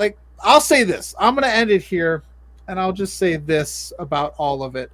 If I'm an employee of the company from a performer standpoint on the way, I don't know if I would want to do Saturday. There's a lot of stuff to unpack there. I think there needs to be a lot of questions need answered. Things need to be discussed. But if somebody doesn't want to be there or can't be there for those reasons, they shouldn't be there. If that's true, then he shouldn't be there. 100%. 1,000%. If he's part of the problem, he shouldn't be there. But if you're a performer and you say, you know what, I don't want to make you money tomorrow, I can't blame you. I stand with the talent 100%. So that's me. But anyway, like I was saying, thank you, Laurence, for always getting in on the jokes and always understanding. Everybody at Love Wrestling who has always given me this platform to be crazy and do whatever I got to do, and really just kind of let me. I've never heard the word no. It's wild. But I appreciate you for stepping in, filling some big shoes that were JPJ. I'm going to tell you right now, he comes back next week hobnobbing and corporate money, JPJ, pool and family, like he said earlier. I might just have to have you slot in and be Between Two Beards 2.0. But could you imagine? You're gone, JPJ. Yeah. You're gone. Go take your big time and ass elsewhere. You're just on Viv JPJ and just have me continue on as JPJ and have me paint a white beard. Yeah. Like they did with Fake Cod by Harvard Yard. I'm from Boston. Hey. Like they did with. I love just going to New York. Like they did with Fake Diesel and Fake Razor. I'm like, it's the same guy. Yeah. What are you talking about? It's me, Ben Affleck. Hey, Boston's own. Oh boy! But on that note, we've been here long enough. We got Mike. Don't listen to them, JPJ. If you got big money, you do a show with you. There you go. Yeah, you could start your own Between Two Beards brand, Mike, because you've got a big beard. We've got a Between Two Beards brand. We'll just go at it. We'll see who wins. He's starting podcast out. I saw the pictures Between Three Beards with the Short Kings. He's making money moves out there. Hopefully he doesn't forget about us little folk. But no, we'll be excited to have JPJ back next week. We'll have a lot to unpack with the Royal Rumble. The Super Bowl will be set by that point. I'm sure he'll have an opinion on that. I am PLUGGO. You can find me at PLUGGO _ on Twitter, at PLUGGO on all other social medias. You can find our show here, Between Two Beards, at B2 Beards on all social medias. I do a show with Grainmaker Pod, who was on earlier as well, called For Exposure. We're off this Saturday, but have no fear. Me and Ella J are going to do another Royal Rumble preview proper because she loves talking the Royal Rumble. I love talking the Royal Rumble. Who else might stop by? I don't know. But we figured since I got nothing going on Saturday morning, 10 a.m. over on our Twitch, Love Wrestling CA on Twitch, we're going to do the damn thing, get you ready for the Royal Rumble Saturday that is. Then every November we have a War Games, the Beard Off. Yes. Yeah. Yes, dude. So listen, JPJ, it's your call, man. You want to come back big time it, or do you want to come back? What if Mike and you start a dude? There's just options here. You and Mike start another Beards to go after us. Be like, we're the real JPJ and PLUGGO. These guys are the imposters. There's so many options, but like I said, thank you, Laurence. Thank you, everybody, for hanging out. Thank you for everybody keeping it cool tonight, having some fun. Wrestling is our safe space, and make it a safe space for everybody. Please do not victim shame. Listen to the people in your space. Listen to those ladies. Support them.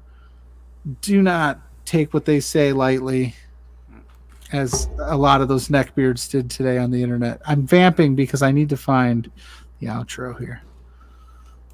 Do a funny dance, Laurence. Oh, here it is. Here it is. Okay, and on that note, guys, I found it. Here's Sue. We're out till next week. Peace. Hey there, PLUGGO and JPJ. It's Trent's mom, Sue, and I have a bone to pick with you. So, I understand that you guys are being real idiots and spending your entire monthly budget. You've got to be kidding me. This is not the way to be when you're trying to run a business. Your boss, Spencer, is really pissed off at you. I'm pissed off at you. You have some nerve. You know, get a grip. You have to control yourself. You can't just go out and spend all the money that you're making, you two beards guys.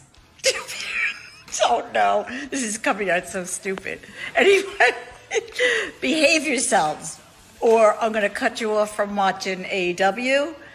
You're no longer going to get to know, be able to meet my son. What? Or me. I'm sorry, this is like, I don't know. Anyway, thanks so much for being fans. Watch yourselves. Knock it off.